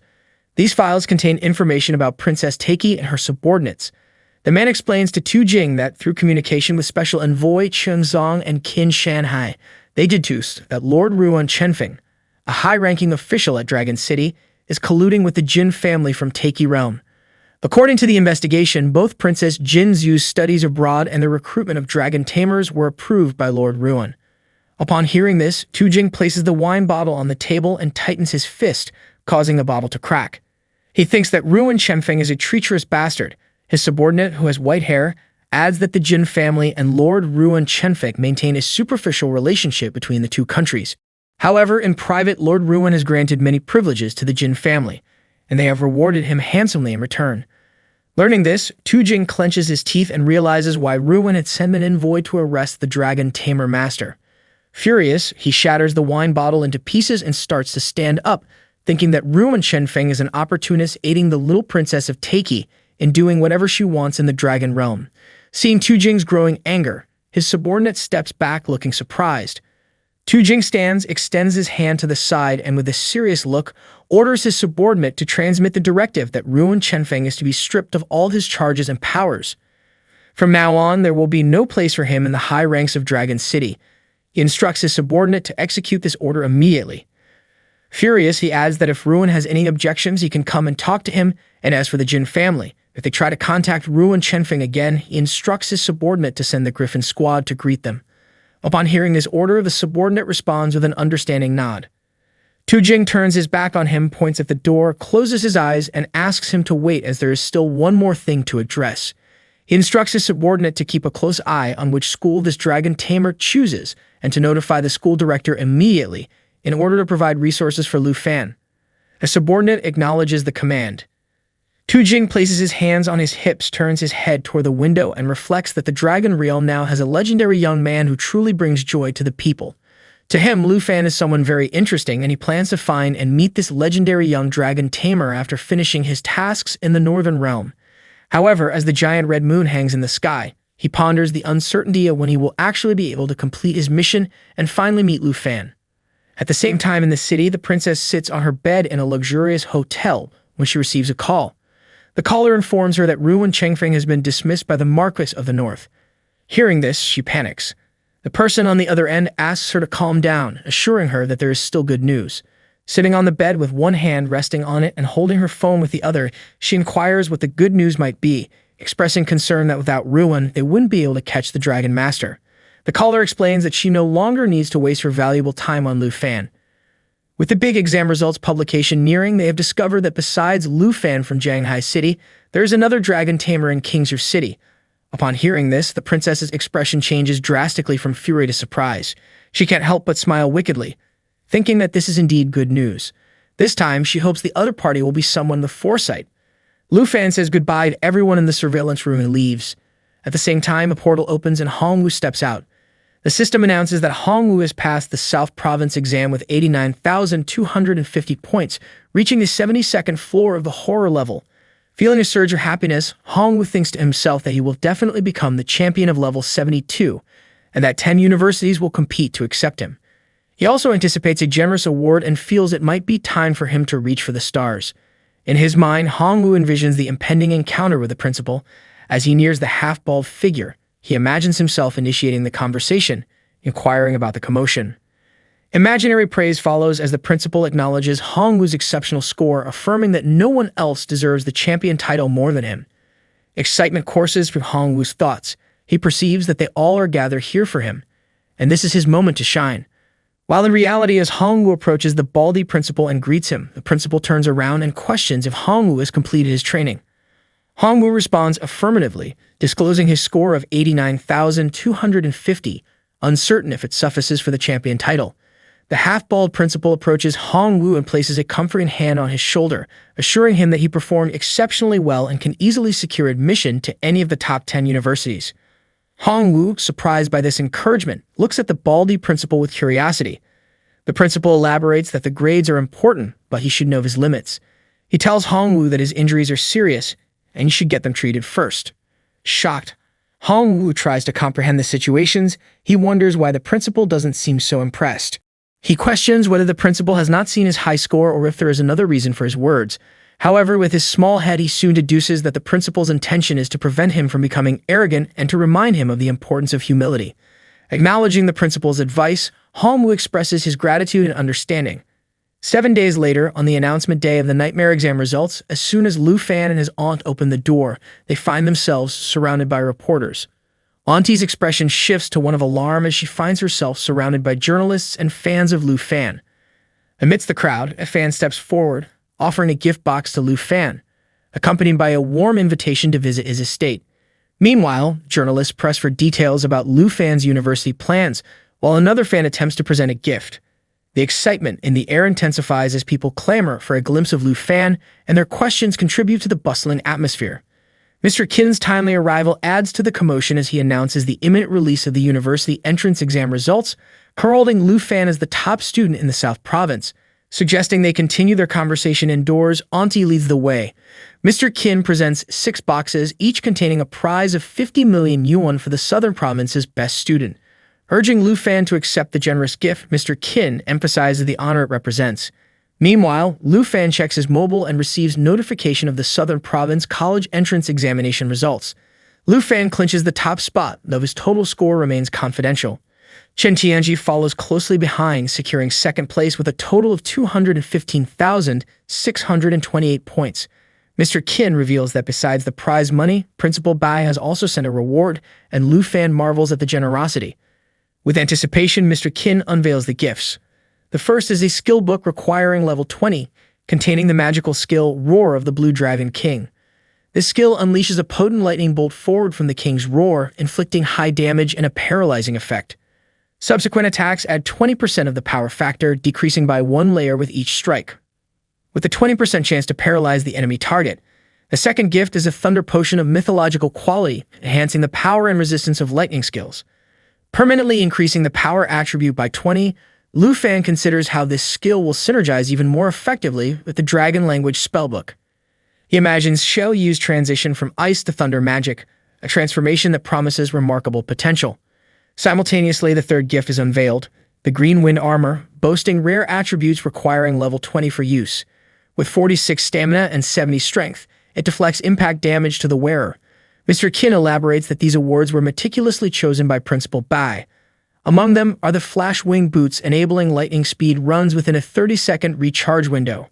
Requiring level 20 with 54 stamina and 6 strength, the boot's Lightning Feather Leap skill propels the wearer at lightning speed within a 50-meter radius, with a 30-second cooldown. Inwardly, Lu Fan reflects on the remarkable displacement and damage reduction capabilities of these high-grade items. He muses that new students fresh from their final exams could hardly find gear rivaling their potency, almost on par with Xiao Yi's abilities upon hatching from her egg. Holding the briefcase, Lu Fan affirms the value of the skill, reserved typically for second-level magicians, resolving not to hesitate in its use. The system confirms the acquisition of the Dragon King's Roar skill, Lightning Flash Wing Boots, Green Wind Armor, and Thunder Potion X1. Meanwhile, Qin Kui arrives, expressing her joy at seeing Lu Fan. She informs him that the presidents of 10 major universities have arrived in Shanghai City, as her father has invited them to their house for an interview. Auntie, inwardly contemplating the busy day, wonders why Qin Kui is present. Upon hearing the news, Lu Fan is taken aback, questioning why they are in such a hurry since the results were just declared. Mr. Qin reassures him, explaining that the university presidents viewed the video of his grand exam and immediately rushed over. Moving closer to Lu Fan, he emphasizes the confidentiality of the video, seen only by senior officials of the universities and the Dragon capital. Mr. Qin adds a mysterious note mentioning that it would not be good if another princess shows up. With a whisper, Mr. Qin informs Lu Fan that the matter concerning Jin Zhu has been handled by the teacher, who is eager to meet Lu Fan in person. Placing his hand on Lu Fan's shoulder, Mr. Qin assures him that there's no need to rush, promising they'll meet later. After this, Qin Kui approaches Lu Fan, appearing shy as she extends a purple card towards him. She explains that she wanted to thank him during her last visit, but unfortunately encountered Jin Zhu instead.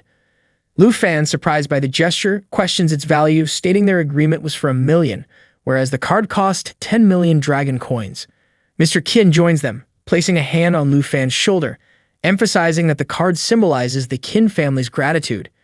He then informs Lu Fan that people will arrive in the evening to escort him to Jiangshan Park. Amidst laughter, Mr. Qin jokes about Lu Fan's handling of the villa awarded by the city for being the top scorer in the South Province. Auntie draws closer to Lu Fan, while Qin Kui urges her father not to make fun of Lu Fan. Qin Kui, taking Lu Fan's hand, reminds him of the time and suggests they leave to meet the academy official. In a forest outside Kingzhou City, in the Dragon Kingdom, a jeep pulls up and the arrogant princess steps out.